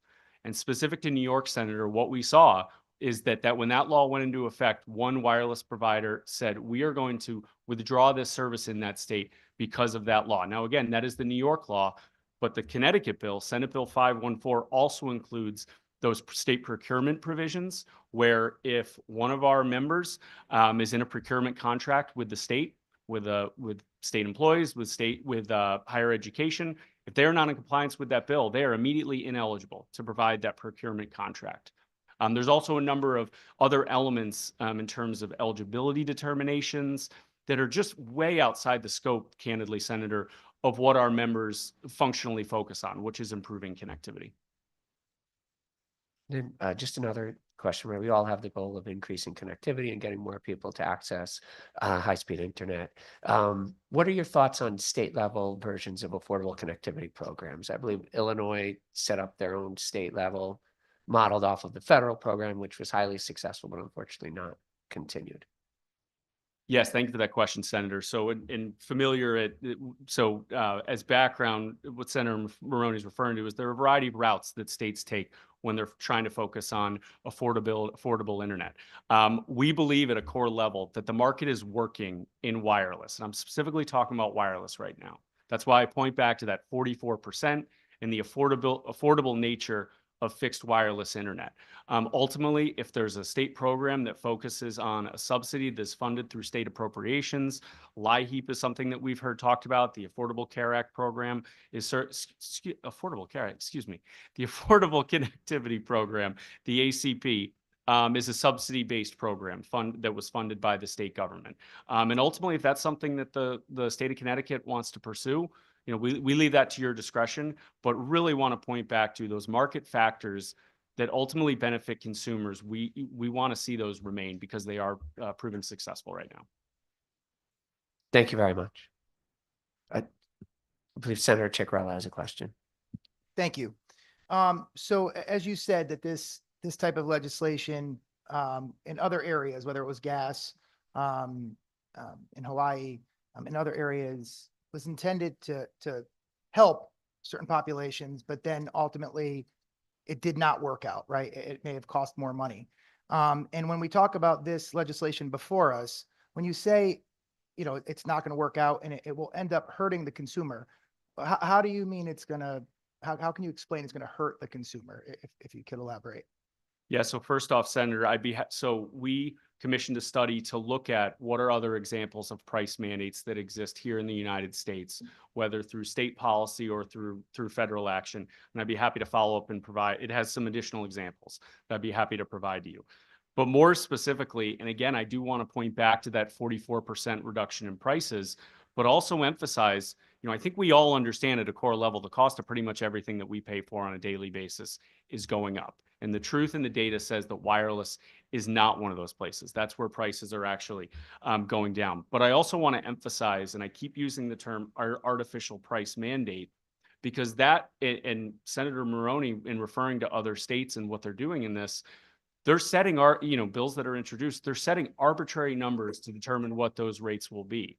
While for our members, ultimately what dictates our pricing and the terms and provisions in the offerings that we provide, again, some as low as $20 a month, are driven by consumer demand, how much we have to invest in our networks, and that competition that I spoke to, specifically within the wireless space. And again, I'll point back to New York, where we're seeing, through their law going into effect that is different than this one, but it also has a price mandate, you're going to see less competition rather than more. Thank you. And just to simplify it, so maybe I can understand it, maybe others that are watching and listening in. So essentially, if we say we're going to, have a minimum or no more than the $40 a month, and it's costing the provider more than 40 to deliver that service and keep up with the cutting edge technology, reinvesting into the products to make the experience better for the user. If it costs the company more than 40, everybody else paying will have to pay a little bit more. Would that be a easier way to understand it? So that is speaking at an economics level that I would want to follow up with our members in terms of that piece. But at a more global macro level, I would absolutely agree with that when you're setting some sort of artificial price floor that is independent of what our members have to do every single year to upgrade our networks. I want to share something directly relates to what you're talking about. If you look at the demand for wireless services in this country, it is double. Last year was excuse me, let me start over. The amount of data that Americans used in the last year that we have information on was double the year before. It's also the same amount is from 2010 to 2018. So if you look at those numbers on a chart, they are literally skyrocketing every single year. And I share that because our infrastructure is expensive. It takes a lot of investment and resources to upgrade that and respond to that demand. And there will be challenges when those sorts of functions have to interact with an artificial price mandate. Thank you. So, no further questions. Thank you so much for your time today. Thank you. Brianna, January.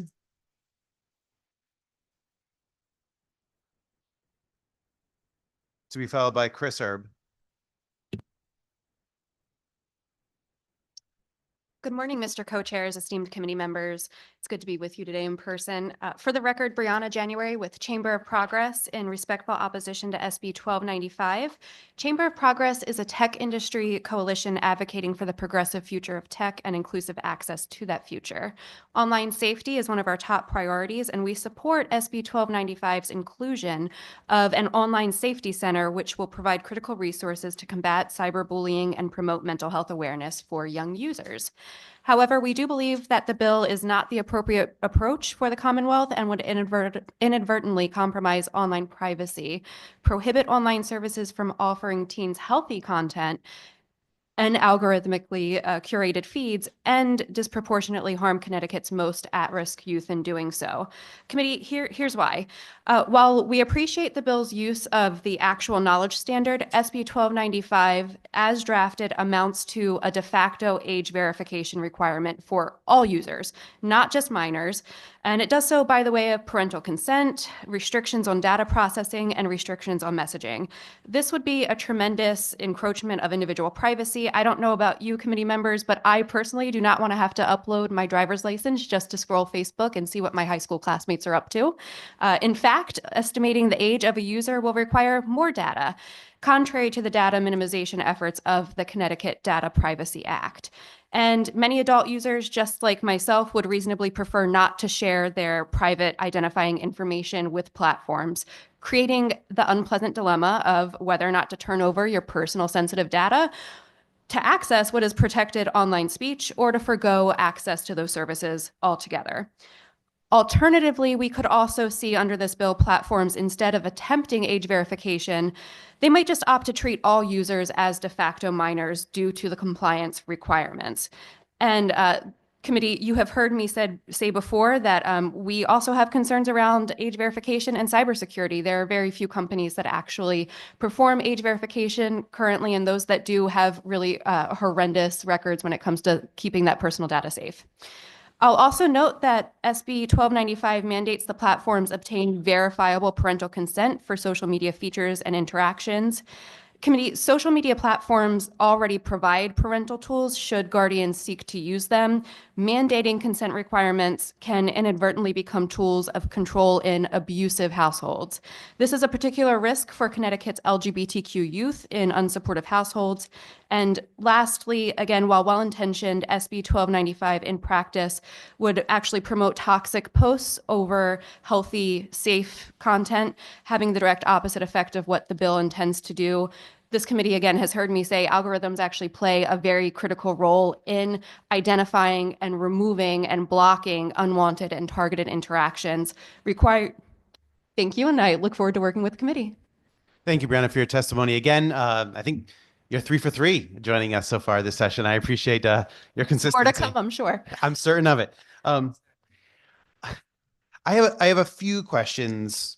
One, I'm continually perplexed by the argument that because there are some positive attributes associated with certain children being able to access support groups, or there's some positive aspects of algorithms being able to block some forms of damaging content, we need to let the whole thing go, right? Like in the 50s and 60s, there's this argument, a pro-kids smoking argument, in which it said parents should be supportive of their kids smoking because it's a sign that their children are maturing. And it will open up the door for parents to have continued conversations with their children and guide them to be like how to be like more open with their parents about other risky behaviors. And if you allow them to engage in this one relatively mild risky behavior, it'll establish a working relationship between parents and children. Now, clearly, 50 years later, we recognize that as an absurd argument in support of children smoking. But it kind of sings true to this argument that we've got to expose children to all of the awful things that we're fully aware of that are being studied in like science journals and health journals by some of the digital and social media partners themselves, like the creators of this, saying there's a lot of really negative content out there that is being targeted towards children. So I struggle with the argument that, yeah, we recognize it, but all of your attempts we just don't pass muster. We don't like any of what you would seek to do. Instead, we'd like you to not regulate us at all and let us figure it out. Like I'm really at odds with that argument. And I feel like the lack of substantive, structured engagement on this issue is forcing us to do things that social media companies don't like. But frankly, I don't want to hear for the next 30 years why letting a kid smoke is a good choice, right? Like it just seems like that argument, the arguments against us regulating this in some meaningful way are no longer useful engagement on a public policy matter. And so I'd just like to have your sort of response to that. Sure. Thank you for that. And we completely agree that there is a lot of harmful content that is available online. That's the world that we live in right now. Hold on, not just available, specifically targeted towards children. Sure. I'm sure that there is harmful content specifically targeted towards children. A few things for background. Our partners do not have a vote or veto on our positions. We lead from our center-left values as a staff at Chamber of Progress. We actually do not have any partners that work in the social media space outside of Google, who is the parent company of YouTube, which is not exactly the platform that this bill would target. That said, we agree that there needs to be guardrails. We agree that there needs to be a lot of education around online safety, a lot of education around digital literacy. However, we can't restrict access to the internet. We can't restrict access to information, to resources. Completely agree that we have to weigh the balance between the access for some specific community members might be stronger than the need and access for the greater group. Understood. That said, when you do restrict access for folks like queer kids or, for example, immigrant children who use social media as a way to remain connected to family, to culture, to tradition online, it's those folks that are going to be harmed the deepest. It's those folks who quite literally use these services for good or bad in some ways to connect to resources, to community, to Lifeline, to, we've even heard from national advocates like the Trevor Project, which is the leading anti-LGBTQ suicide prevention group for youth, say that bills like this could actually restrict access to their 911 equivalent helpline for queer kids that are considering self-harm and suicide, unfortunately, just because there is an element of restricted access to information. For us, it's really about the algorithmic aspect. It's about forcing feeds to be chronological. If you could imagine the situation in which a kid is unfortunately bullied at school, they come home, they want to just decompress, connect online to their friends, that the community support that they have, instead of opening up Instagram and seeing posts that relate to their interests and things that they want to engage with, they're forced to see posts in a chronological feed in which the students that they just left school from that bullied them in person are now posting one by one, bullying them online because it's chronological. That is, to me, a greater indicator of the obligations that the social media companies have to prevent that material from ever ending up there in the first place. 1000% I don't think it's an agreed. argument against us having limits and controls in place regarding the algorithmic control of look what's targeted towards children. In fact, like if AI was really this, if the algorithms are really as advanced as we purport them to be and getting the right content to the right children, it would have highlighted those very specific things and prevented them from being targeted as our children. Like to me, like we're in a new vanguard of what the relationship should be and the consideration should be and how we regulate this industry. And it's been a bipartisan consideration across the country on how best to do this. And I just don't think the arguments that we can't do anything and ultimately the technology will figure it out, I just don't think it passes muster anymore. And like, I get it, that there are trade-offs. And then like look, my constituents, when I go back to New Haven, are the very ones that you purport to be the most concerned about not having access to the support services they need. That is my constituency in a nutshell. And I am concerned about that too. But I do think that there are some relevant controls that we all need to put in place because it's just gotten out of hand. And yeah, there are trade-offs, right? Like is it a violation of privacy that I have to show my license to buy alcohol or to get served at a restaurant? I guess maybe it is, but I'm willing to make that trade because I know the damages that are likely to occur if we don't have forced ID checks at a restaurant for someone who like looks like they're 25 or 30 and turns out they're 17 or 18, right? Like we all make these trade-offs at the end of the day. And we like maybe you might disagree, but generally we do them because we think the public good is advanced in a greater detriment. So I think that's the challenge that we're going to confront. And frankly, I'd prefer, and I'm going to turn it over to Senator Maroney, I'd prefer a greater level of engagement at this point in time in helping us craft reasonable legislation and solutions, because absent that, like that. I don't like the head in the sand approach is not going to work. And like legislatures across the country are going to step into this vacuum, and we're going to put regulations in place because we're seeing the impact that it's having on all of our children. And you're talking to a bunch of legislators here who almost all of us have children and grandchildren, and we're seeing on a daily basis a different experience than you're indicating. And so I think that's where the concern is. Senator Maroney. Thank you. And Brianna, you have to point to me where in the bill we deal with algorithmic feeds. I don't have the bill language directly in front of me to give you a page and line. Unfortunately, I'll have to point that out directly, but I'd be happy to work with you on that.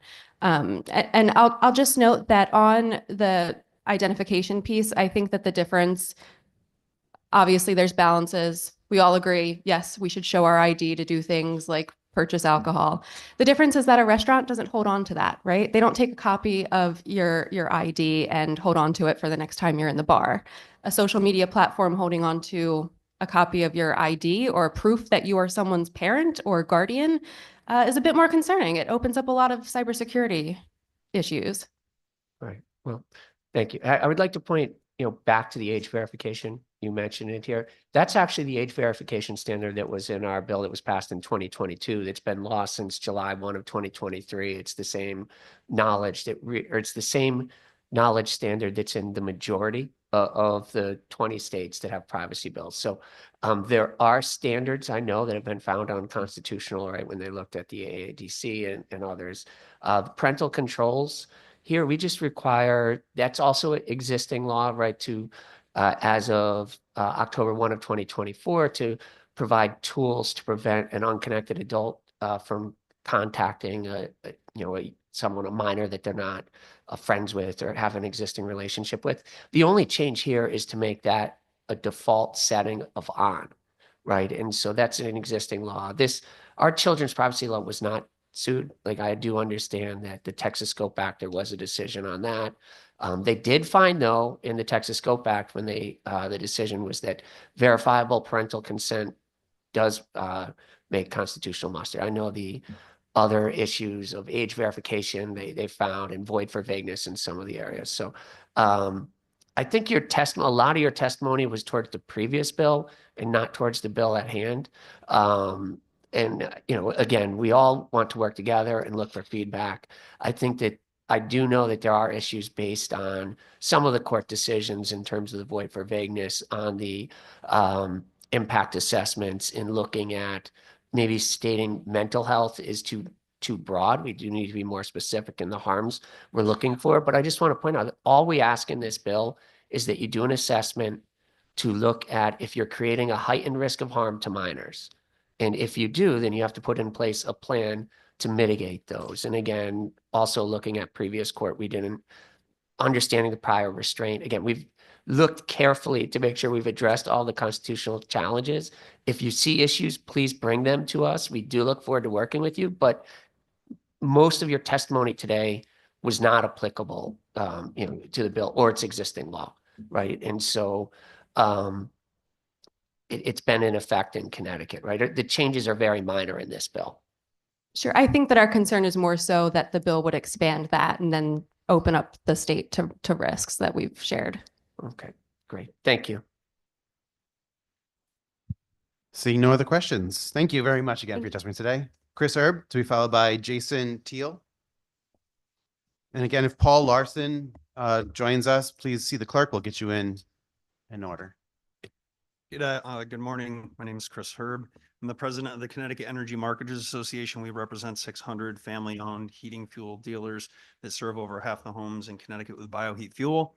We're here in opposition, and although I did hear the question and answers between CBIA, I'm going to maybe change my testimony a little bit, understanding better what the intention is, but I still think we disagree with what the bill actually does, of House Bill 5744.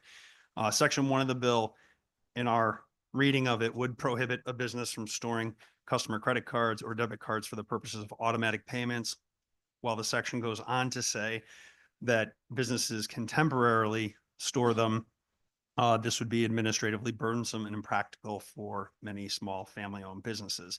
Now, in listening to the question and answer, I would say that line 28 seems to not be necessary if the committee's intention of the drafting of the bill was to allow for it as long as it wasn't mandatory. That's what I'm hearing from you. We would agree with that. If that's the intention, we think that the language needs to be modified to capture exactly what you're trying to accomplish. None of our members, the small family-owned heating oil companies in Connecticut that have been around for 5 generations, mandate that their customers keep these on file.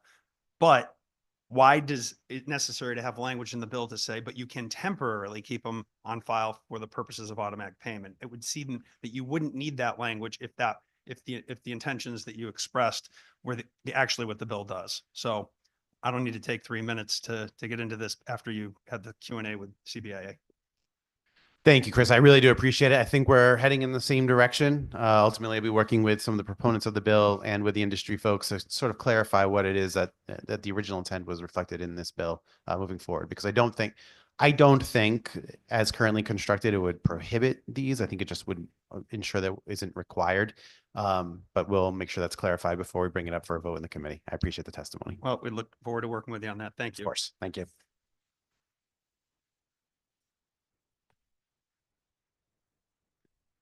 Jason Teal, to be followed by Josiah Schley.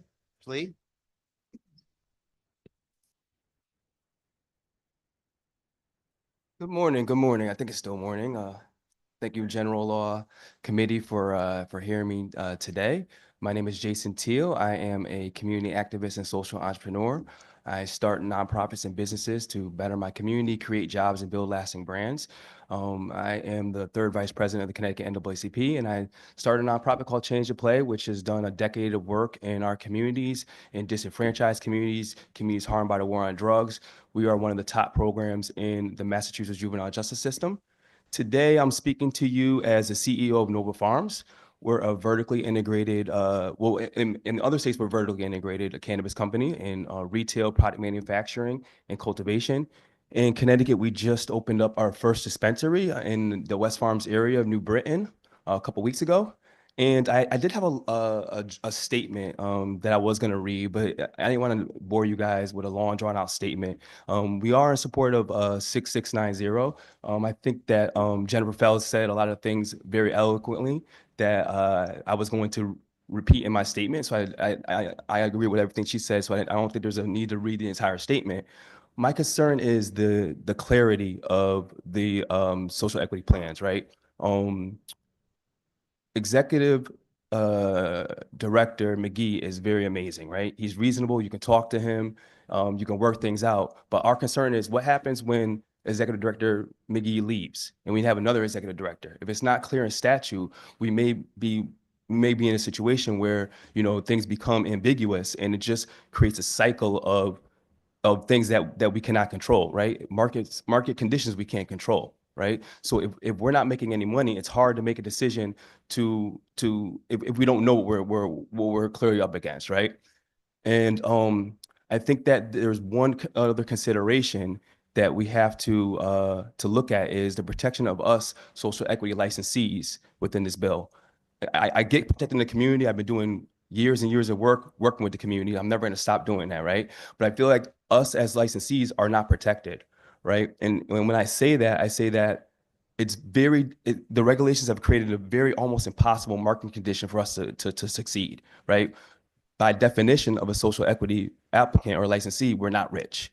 You know, we're not as well funded as everyone else, right? So it's harder for us to withstand these market conditions. When you look at everything else around us, you look at the black market, right? You look at New York, you look at Massachusetts, you look at Rhode Island. They all have better product, better packaging, and cheaper prices. And you don't have to be in the cannabis industry to understand that. It's almost impossible to compete when all your surrounding competition, including the black market, has a leg up on you. So I think that there has to be some consideration just to move the post a little bit so we can have a climate where we can actually participate and succeed. Because as you all know, if we're not as well funded as everyone else, we're going to have a shorter runway with people that have the bigger capital. They can survive all these losses. They can survive taking loss after loss after loss, and we can't. Thank you for your time. I'm happy to answer any questions to the best of my ability. Thank you, Jason. I thought that was great, and I think it's something that we've explored in our committee conversations early on, trying to understand what is the natural business framework that is preventing Connecticut from competing broadly with our surrounding states. So why are prices dramatically cheaper in Massachusetts and New York? What are the product advertising and marketing issues? These are all complex conversations we're having with the Department of Consumer Protection, folks like yourself who are making the investment and trying to enter the Connecticut marketplace. And you've been remarkably successful. The business has been remarkably successful in Massachusetts, and we want to know what we can do to make sure that our business investors here in Connecticut, yourself included, very social equity folks that we made integral to the success and development of the legislation that authorized adult use cannabis. How can we make sure that you guys succeed? And so I think your advice is well heard and well understood, and hopefully we end up with some products this year that legislative products this year that can help move the business in a better way. I appreciate it. Thank you. We just have to be competitive to what's around us, because I hear it all the time. Like if you're in Harper County, you'll just go to Mass, right? If you're in Fairfield County, you'll just go to New York, right? So that's drive, or you'll just keep buying it from the streets. So it's driving out tax. It's not incentivizing people to shop in Connecticut and have their tax dollars work in Connecticut and to support the regulated market that is in Connecticut. Yeah, no, without question. I mean, it is illegal to do that, but they're doing it though. they're doing and they're incentivized to do it because they can get cheaper prices, better product, and better looking product. Right. I mean, and that's the reality of us being a small state with neighbors really close to us on all sides. We know what happens when gas prices in Connecticut used to get too expensive and people would jump across the line. When liquor prices would get too expensive in Connecticut, people would jump the line. Same thing with cannabis. People are going to jump the line to do it. And so I appreciate that. And again, certainly I feel the same level of support and belief in Mr. McGee as the new head of the Social Equity Council. But you're right, like putting statutory constraints and obligations in place it's what's necessary to ensure the long-term success. Absolutely. So thank you again. Senator Ciccarella. Thank you. Thank you for coming to testify today. I understand the pricing difference, right? It's cheaper in the other markets, the different states or the black market. But you also say a better product.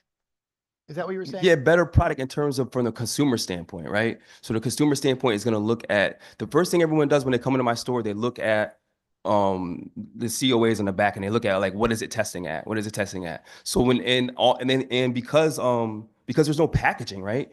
You know, in consumer products, people make decisions based on packaging. Right, everyone knows that. Like, you know, that's the commonality. So if all of our products have two colors, everything looks the same. There's no differentiation of product.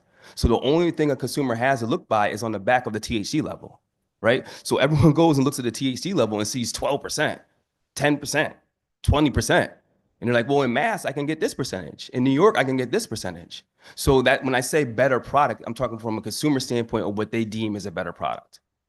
Thank you. So it's not only just the packaging, which again, I understand that it's marketing, you know, I get that, but our concerns were with the marketing. If it looks too much like something a kid could consume, that was a concern if it was in the house. So we understand that, but taking away the marketing and the packaging aspect, you're saying the product, just the higher THC levels. Is it a problem because of how we're producing it here, or is it simply the regulations and restrictions that we put in place? It's a regulation construct that we're in. Got it. Okay. It's far too low.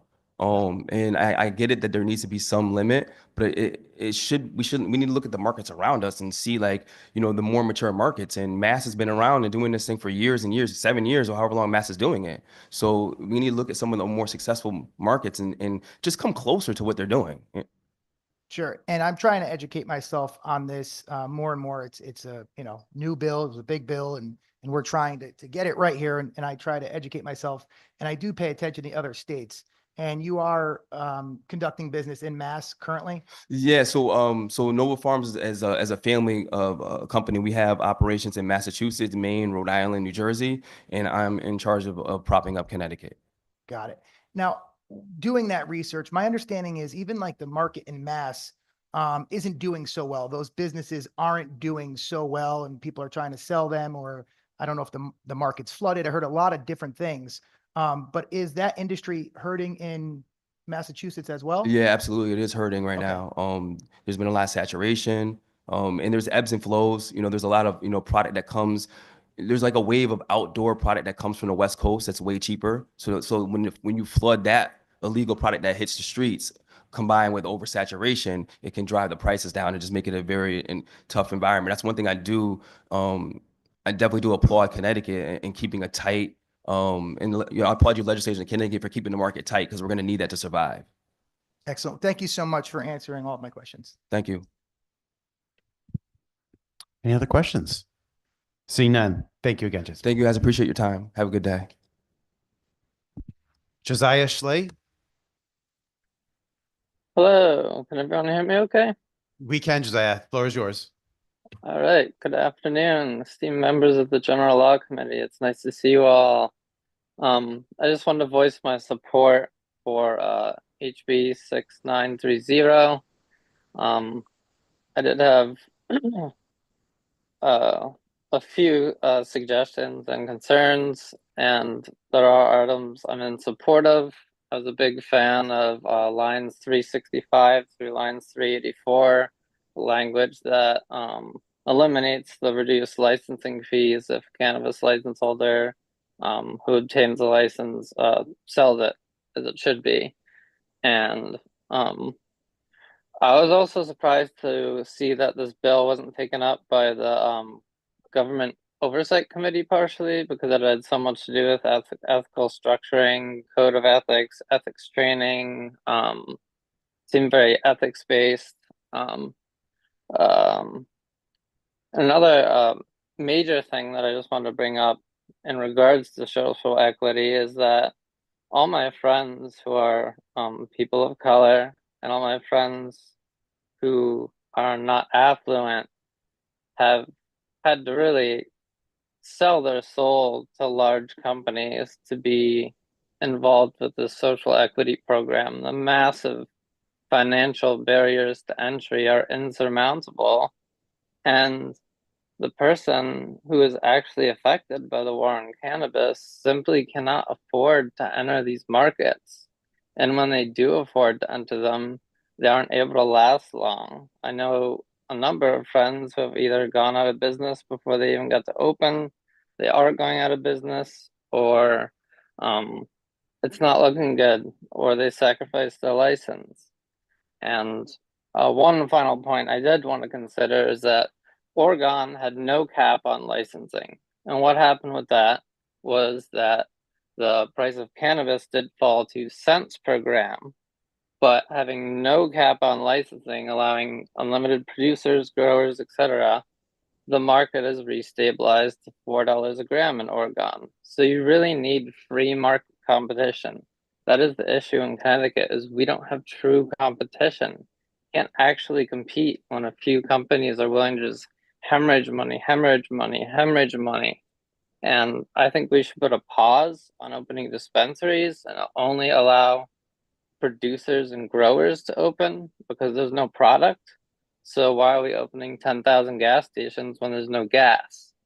And there's certainly not oversaturation. I was totally on board with the previous testifier's testimony until he started speaking on oversaturation.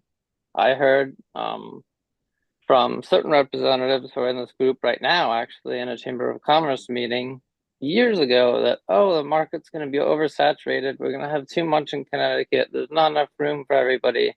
And that is proven to be extremely false. There's not enough product. Product is lacking, and it's a massive undersaturation. These large corporations are not telling you the truth. So I would encourage everyone to open things up and also offer communities more than 3% in tax incentives for letting cannabis businesses operate in their communities. 3% is not enough to make a social impact on a community. So I appreciate you hearing me. I really appreciate everyone there today. My upset is not with you. It's just with how this is played out. I know everyone is trying their best, but I really hope that councils like this listen to people like me and our organizations as well for input on these issues and these situations. They could be resolved very quickly. Thank you, Josiah. I appreciate your thank you. testimony and your willingness to work with this committee. Like, as you articulated, this is something only a couple years old. Legislature put a lot of time and effort to structure a program that we thought gave our regulator appropriate control, gave our business industries and social equity partners an ability to open up and start here. But like, clearly there need to be some modifications on a continuing basis, right? Like, we don't think we're going to solve the marketplace on a year by year basis, but we do think we can continue to make reasonable adjustments to our program to ensure its long-term success and that it lives up to what a lot of folks voted for and authorized, yourself included. So I appreciate your testimony. Thank you very much. Truman Thompson, to be followed by Doug Murdoch.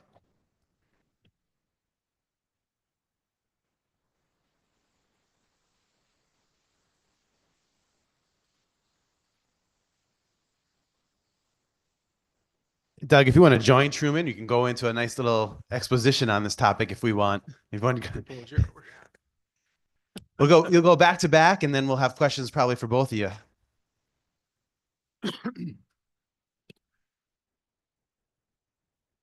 I think we're a couple of minutes afternoon, so good afternoon. Thank you for having us today. My name is Truman Thompson. I'm here to speak about SB 797 in opposition. I've been working in the cinemas for 32 years. And while technology has definitely changed, the cinema experience has been relatively the same. I can remember building 35mm films and adding pre-show content to the beginning, changing that on a weekly basis, sometimes twice a week, even back when we had 35mm films. The same basic concept happens in today's industry, although it's digital. We build each movie title individually with different pre-show content for every title. In fact, even the same title, when it's played on multiple screens, might have multiple sets of trailers, unique trailers. This pre-show content changes as new movies open and are released. Trailers for those released films are then pulled and replaced with different future titles. So my point is that this bill would require us to have 2 separate showtimes advertised. The ability to do that is, if it's not impossible, it's near impossible, because the runtime of those trailers changes every single week.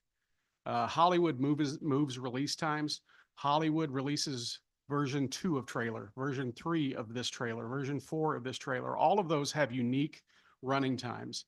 So our ability to post 2 specific showtimes is really impossible in the real world applications of movie theater going. I am here as the regional manager for Sinopolis Movie Theaters. We operate in West Hartford.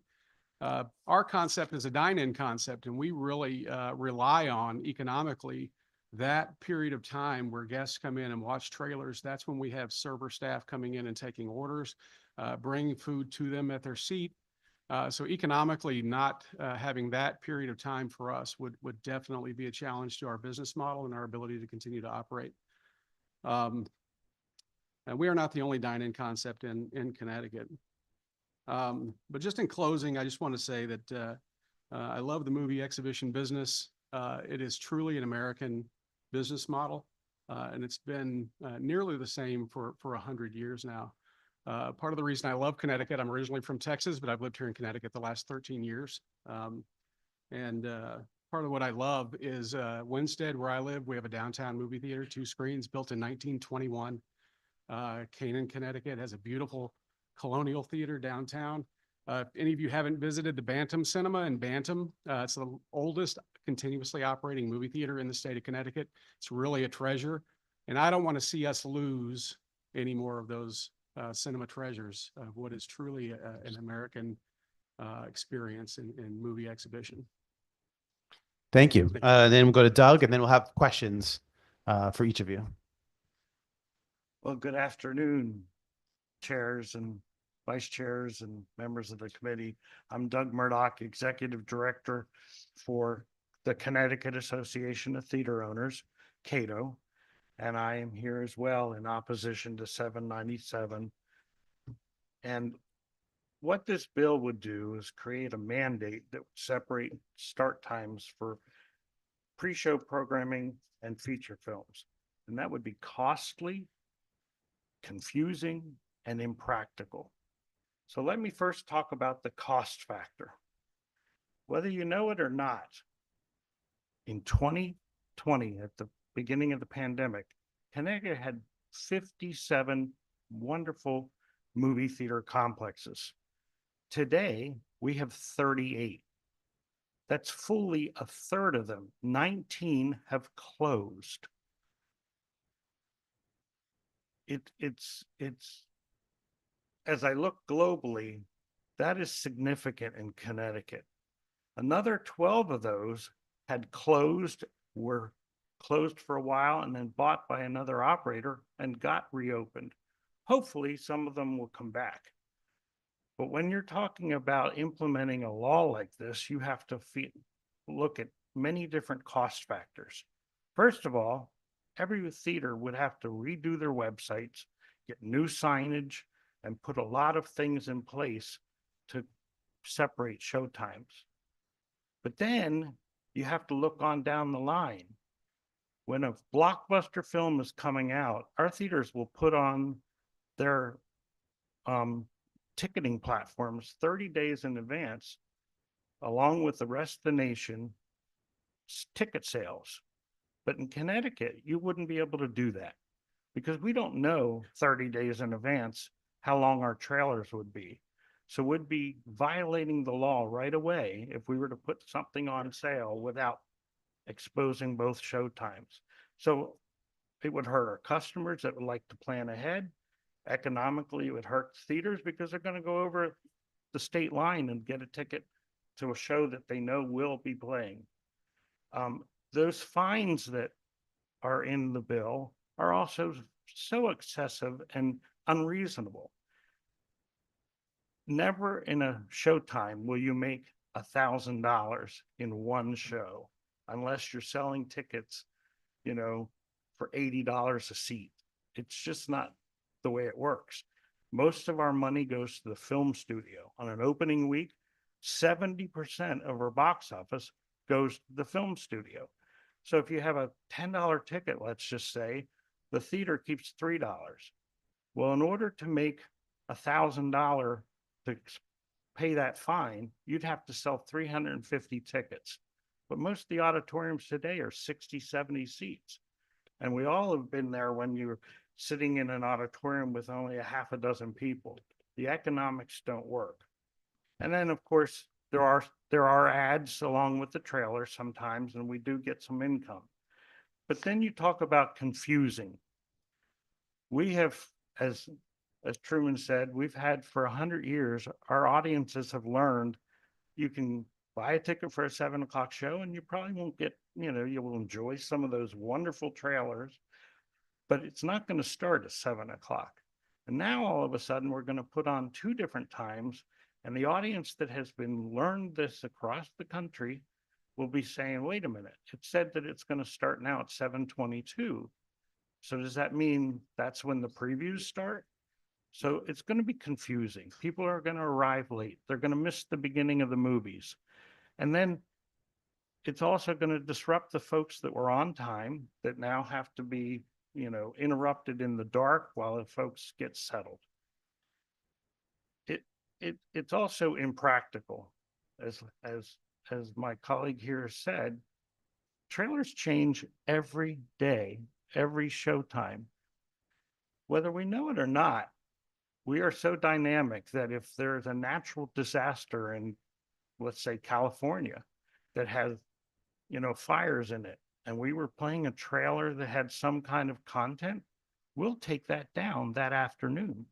We will take that off.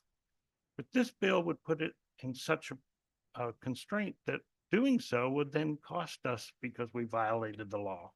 Thank you. I appreciate the testimony from both of you, and I think it's an important conversation for us to have.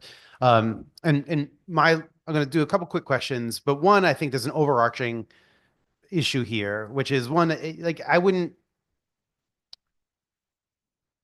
the inherent difficulty of paying $1,000 fine is because we don't want you to pay it, right? We want you to comply. And so highlighting that $1,000 fine would be hard to comply with. Well, good, because we don't want you to ever pay it. We want you to comply with the law. And if you didn't, then there would be a repercussion that is difficult to imagine. So that's the nature of fines generally, is we don't want to make it, if it was a $5 fine, you guys would just never comply with it, right? So like that's why $1,000 is the indicated fee level. So, but let's get past that component of it, right? Because no one actually wants you to pay fines. What we want to get to is this overarching concern that we hear from customers, which is an annoyance for sure. Doesn't rise to the level of the most important thing happening in this building today, never mind overall in the state of Connecticut. But it is another one of those facets of life that infuriates people because it's not a few minutes here and there. I watch probably 140 of 162 Red Sox games. And you're right. I've come to know that when Nesson tells me the game starts at 7, it doesn't actually start until 7:07. I know that that 7 minutes is built in. But if I go on ESPN, they tell me, hey, the game starts at 7:07. And it starts, sometimes it's a minute off here or there, 2 minutes here, 3 minutes there. Something happens on the field. No one's upset at the Red Sox because the game didn't start on time. But the difference is we're not talking about 25 minutes. We're not talking about the thing right down the road from their house at 7 o'clock when it could have been an easy disclaimer somewhere on the advertisement that says, hey, run times may vary 15 to 20 minutes depending on local ads. And is that a potential solution? You don't like this bill. I get it. You don't want to be regulated to that certain extent. But is a potential solution just a disclaimer on your advertisement that says start times are approximate, may vary 20 minutes due to local advertising before each show? And then you're covered. You don't have to worry about modifying it by a minute here or there. You don't have to worry about posting 2 separate start times for every individual show. I can see how that gets complex on a website. I can see how that gets complex, but I don't think you guys advertise start times in newspapers anymore. But like is a blanket notification that that start times are approximate and may vary up to 20 minutes based upon local advertising. Would that be a reasonable way to get to this underlying concern? Well, obviously, we wouldn't want to see it in a regulation, but we could do something in a voluntary method, much the same as the rating systems are today. And I think that that would be a good compromise, but we'll have to take it back to the members and discuss it. If I can add to that, just from a field operations level, there are times when we play special events that are live. We even have live capabilities. So putting a disclaimer on our website that says could vary 15 to 20 minutes, some of these shows are going to start exactly when they are because they are live. When we do have live feeds, because we do have that ability to have live feeds, and we do that on occasion for events. Certainly, I've definitely watched boxing matches that look there. Yeah, no, I agree that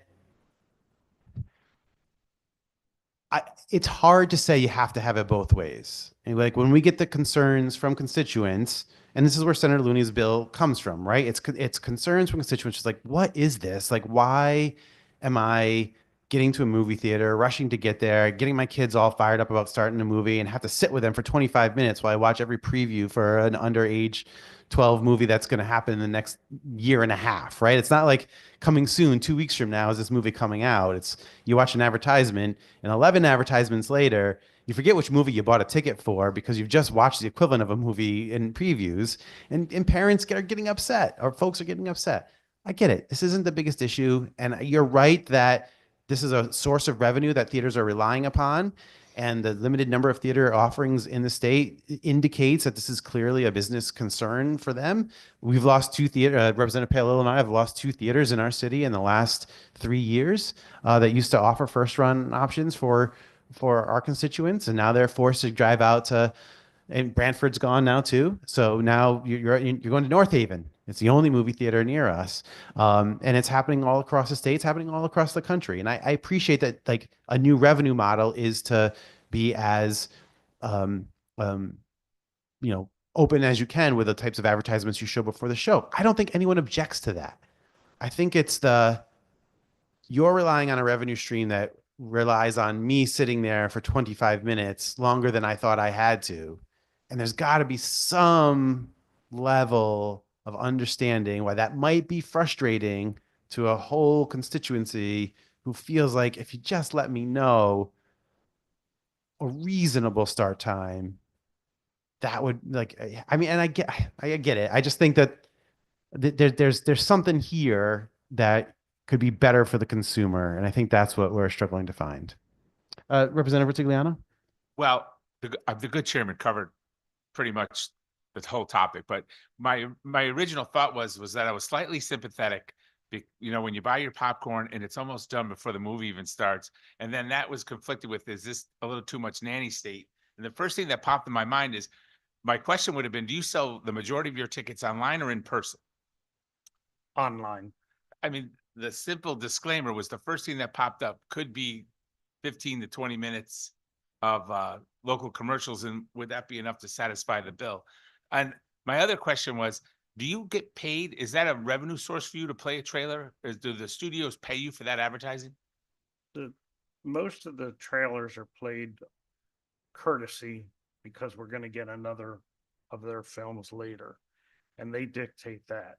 The only paid advertising is a couple like Super Bowl type ads that they create for the theater, and usually those are very limited in length and time. It's more about I think I read one of the theaters is going to talk. They only do 3 trailers. That's their model.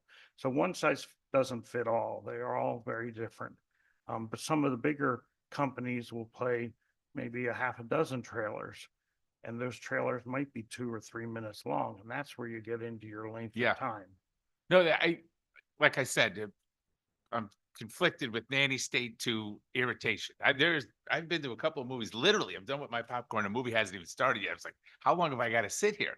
So it's mildly frustrating. But the good chairman, I think, explored the issue very well, and I want to thank him for that. And thank you for coming in today. Representative Acker. First of all, Representative Ritigliano, get the bigger bucket of popcorn. They always. Thank you, gentlemen, for being here. If you could, is there an average amount of time that is used for trailers and ads? It varies by company. You can speak to. Yeah, I mean, typically with Sinopolis, the company that I'm with, our trailers last anywhere from 12 to 15 minutes generally. It can be a little bit longer. Most of those trailers are dictated to us by the studios.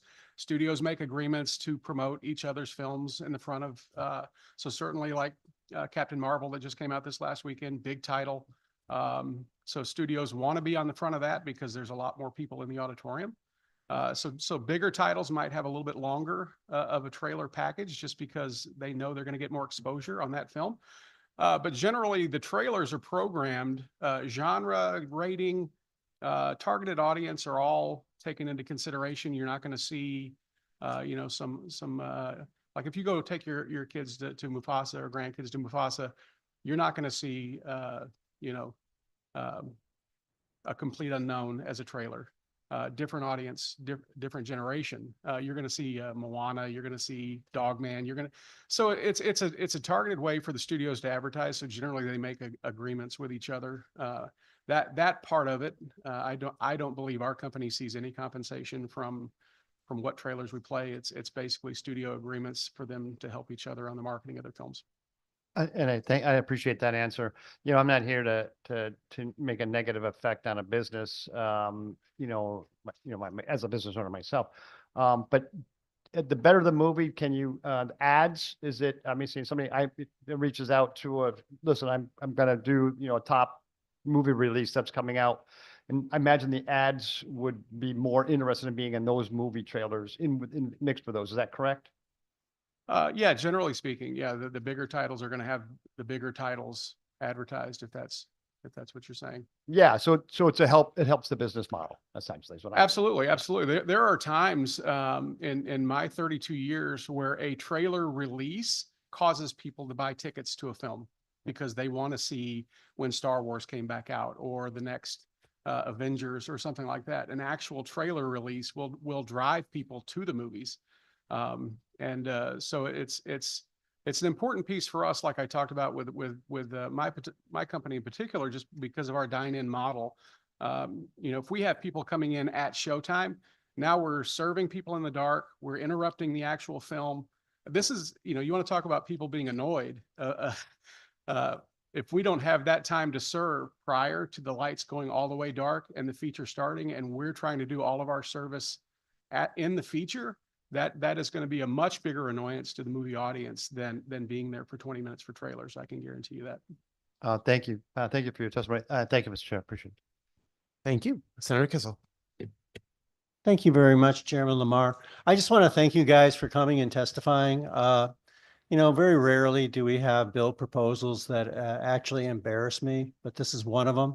And I have the utmost respect for Senator Looney. I have served with him for over 30 years.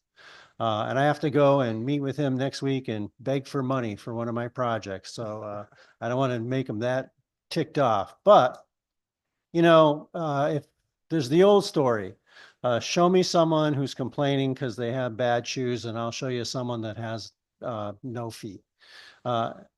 We used to have a wonderful Cinemark studio up in Enfield. I have North Central Connecticut, Enfield, Somers, Suffield, Windsor, Windsor Locks, East Granby, Granby, and Ellington. All are part of those towns. We don't have a theater anymore. The mall in Enfield went belly up. There's only one little Target store there because its footprint is owned by them, not the mall.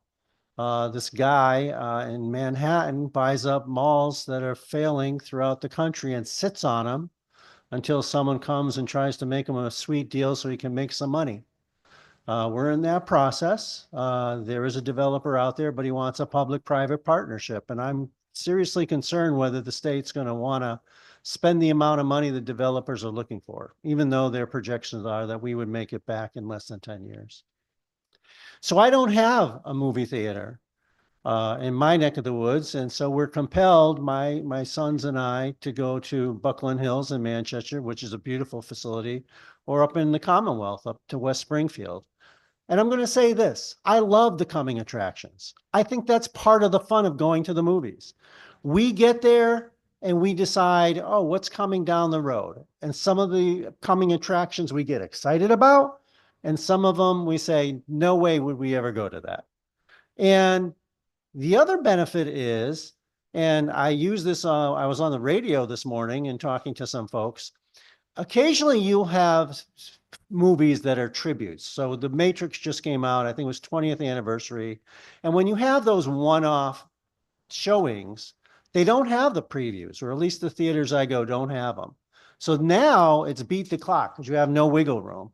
The nice thing about the normal course of business is, yeah, I know what time we're supposed to be there, but I know there's going to be a buffer. So if we're running a little bit late, or it's hard to find a parking spot, or on occasion I will space out and miss the exit that I'm supposed to take, so we've got to build in another 10 minutes till I make the circuit and get myself back to the theater, you have that breathing room.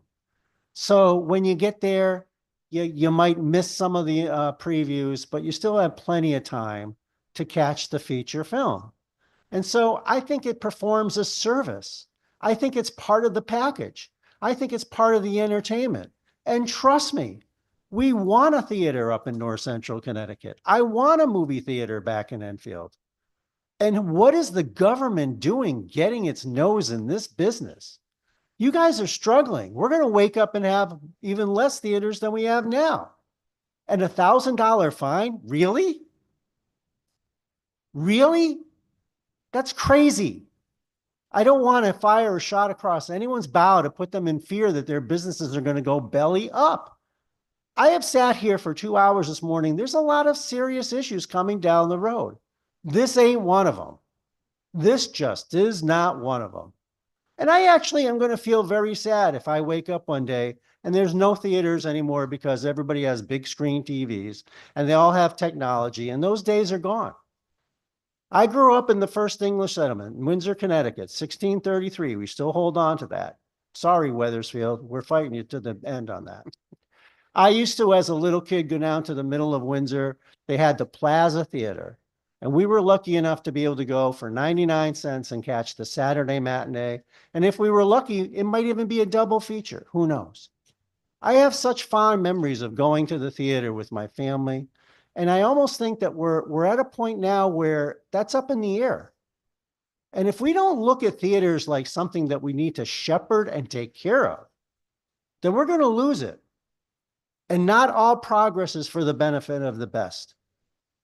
Corporations have one mantra and one mantra only: make money. Make money for the shareholders. And I'm a capitalist. I think that's a good way to go. It ends up making huge benefit for all of us. But if you're looking for the public good outweighing the private need for profit, I'm sorry, but the need for profit is why corporations exist. They're just not in it to just do what's right all the time. If they can match it up, that's fabulous. So I'm very sympathetic to the plight of businesses in Connecticut. It's not an easy state to make ends meet. And you're something precious to us. And so I just want to say, from this lone legislator's point of view, I've seen how technology has moved forward. And I've seen how we can be cavalier in this state. And on this one, it's just embarrassing to me. And I apologize. Not for Marty, not for anybody else in this building, but for me. Because you guys are something we should cherish. And we should be asking you, how can we get those other 20 theaters back? How can we get them up and running? How can we provide wholesome family entertainment to get people out of the house? And then maybe they'll go shopping in the area where the theater is. So I can just tell you right now, if this comes up for a vote in this committee, I'm going to be exactly opposite to it and vote no, and strongly no. Because I don't think that you're doing anything negative. I don't think it's a burden. I haven't had one complaint ever in 33 years from a constituent regarding previews to a movie. There's just too many things out there that we really should be spending our time trying to solve. And I had to put that on the record. Thank you, Mr. Chair. Thank you, Senator Kissel. I think that exhausts the questions and commentary for today. Look, a disclosure at the beginning saying start times could vary 10 to 15 minutes. Maybe put end times in, because you know what I get? The most common criticism you actually get is people taking their kids to a kids movie, and it says the runtime of a movie is an hour and 30 minutes. It starts at 7:40. There's a reasonable expectation you're out there at 9:10. That's an hour and 30 minutes after 7:40. But people aren't leaving until 10 o'clock at night because of all of the previews at the beginning. Hey, maybe those are two easy things that get everyone off of our backs and make this great American success of a business story real and communities across the state. But with that, I thank you guys for coming out today, and I look forward to talking to you soon. Thank you.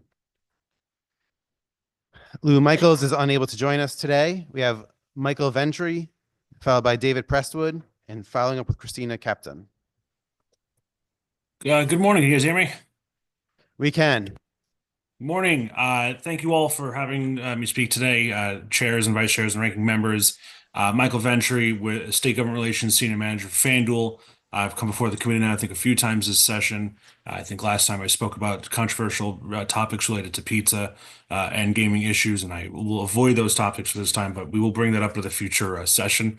As many of you know, FanDuel, founded in 2009, we serve millions of customers across the country, and we have been proudly offering services in Connecticut for online casino gaming, online sports betting, and fantasy sports, along with our partners at Mohegan Sun for nearly 4 years now. I just want to briefly state that we are speaking in support of Bill HB 5271 and offer amendments to make it an effective and enforceable law. It's a bill that would change legislation in Connecticut's gaming law related to advertising on college campuses.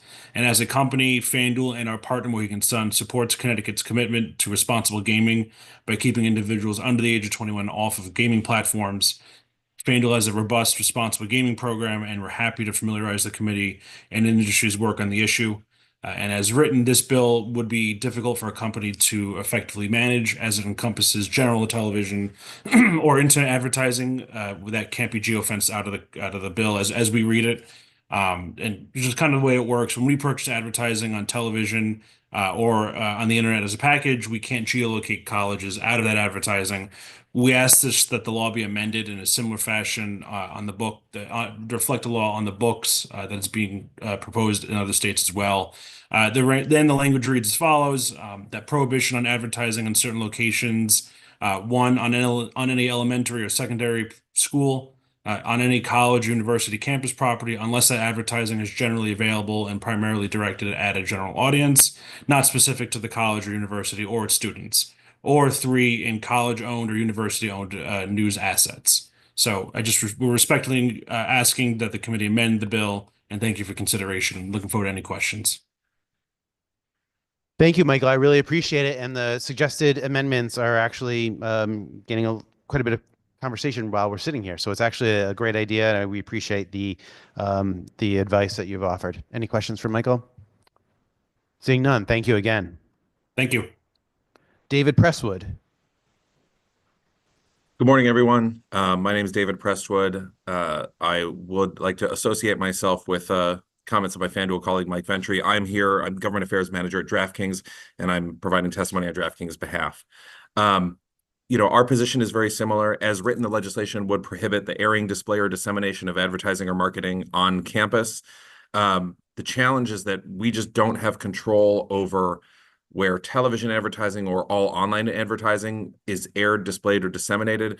And so what we respectfully request is that the proposal be amended so that it prohibit advertising from being directly placed on college property or in those college-owned assets. And the language that Mr. Ventry put forward is something that we could support. That would prevent operators from targeting advertising or marketing to an exclusively college audience, but it would reflect the technical realities of how you advertise to the general public. And we're happy to work with the committee going forward to talk about that language or provide any other language that reflects how other jurisdictions have considered the issue. So I appreciate the opportunity to provide testimony today. Great. Thank you very much. I don't see any questions from the committee, so we look forward to working with you going forward.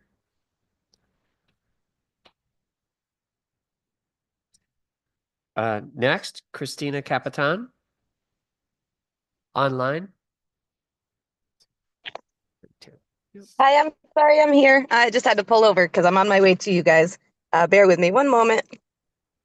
All right. Can you see me? Christina, we can. If you don't feel safe where you currently are and need a minute, we can go to somebody else and come back to you. Let us know. I think I might be last on the list, but it's okay. I think I'm in a safe spot. I'm pulled over far enough. Thank you for that, though. Good afternoon, Representative Lamar, Senator Maroney, Senator Kissel, and other distinguished members of the General Law Committee. My name is Christina Capitan. I am a resident of Broadbrook, and I am the co-founder of grassroots cannabis advocacy organization, CT Canna Warriors. I am here to give my testimony in general support and give some general comments of HB 6930, an act concerning the Social Equity Council's recommendations. As an advocate and as someone who has been directly impacted by cannabis prohibition through arrest and incarceration, I strongly support the efforts to expand inclusivity and outreach to those most affected by the war on cannabis. The Social Equity Council has an important role in ensuring that those who have suffered the most are centered in the conversation and given real opportunities in the legal cannabis industry. However, I remain deeply concerned about the excessive influence of the governor in selecting council members, particularly given his past opposition to legalization and his lack of inclusion of directly impacted individuals in the definition of equity undermines the very mission of cannabis social justice reform. If we are to create real pathways for economic and social equity, we must ensure that those with lived experience are not just participants, but also decision makers in shaping cannabis policy in our state. I do support, and I'm really excited to see Brandon McGee take his position in the Social Equity Council, but I would like to encourage him and the other members of the Social Equity Council to engage with individuals who were directly impacted by arrest or incarceration for cannabis charges, and people in our organization, the CT Canna Warriors. We are open to having dialogue and community collaboration, and we think that's necessary, a necessary step in truly equitable cannabis industry in Connecticut. I very much thank you for your time. Thank you, Christina, for coming in again today. I'm sure we'll see you one more time, maybe next week. But I appreciate your testimony and laying out some of these issues. Thank you again. I'll see you in a few minutes. Thanks so much. Bye-bye. Tim Phelan.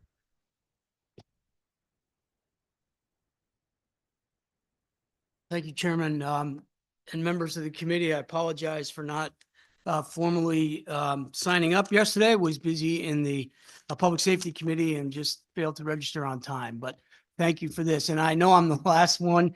I'm tempted to talk about the Red Sox, about popcorn and pizza, but not to interrupt you, but what we should have talked about in the trailer bill was how come he gets to watch Nesson where he lives, but I'm restricted. Yeah, Now well, that's a law we ought to. I get Nesson where I live, so I'm not going to complain. So, but thank you, Mr. Chairman and members of the committee. For the record, I'm Tim Phelan, president of the Connecticut Retail Network.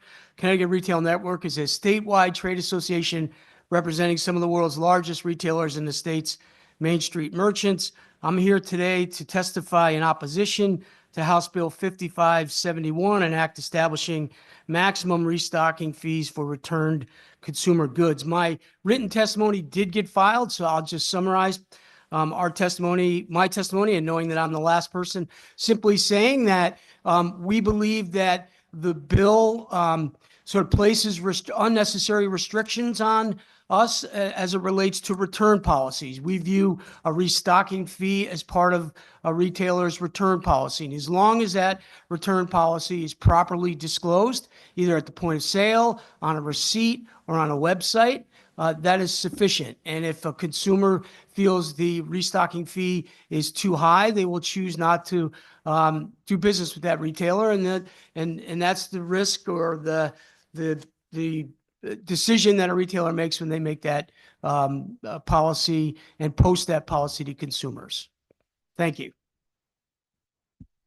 Thank you, Tim, for your testimony today. And we do not like to make it an example of people not signing up on time. We appreciate that you waited until the very end today after we've exhausted the public hearing. Yes. But we do thank you for your No, testimony. and I appreciate it, Mr. Chairman. I will not make it a habit. I completely understand. Are there any questions for Mr. Phelan? Seeing none, thank you again for your testimony. Can I just go on record as also saying, what a fantastic meeting today. My God, this is a record time for general law, I think. I mean, imagine if one individual didn't show up and go on a 10-minute soliloquy about capitalism and I don't even know what that was. Market stuff. And then leave. Yeah. Thank you, Tim. Appreciate it. Is there anyone else who would like to testify about any of the bills that are on our agenda? Anyone? Seeing none, that concludes today's public hearing. We do not yet have a time for our next public hearing, but if members could stay attuned to the emails, we'll send out an updated schedule with the remaining bills that we have reserved for public hearing. Thank you all and have a great rest of the day.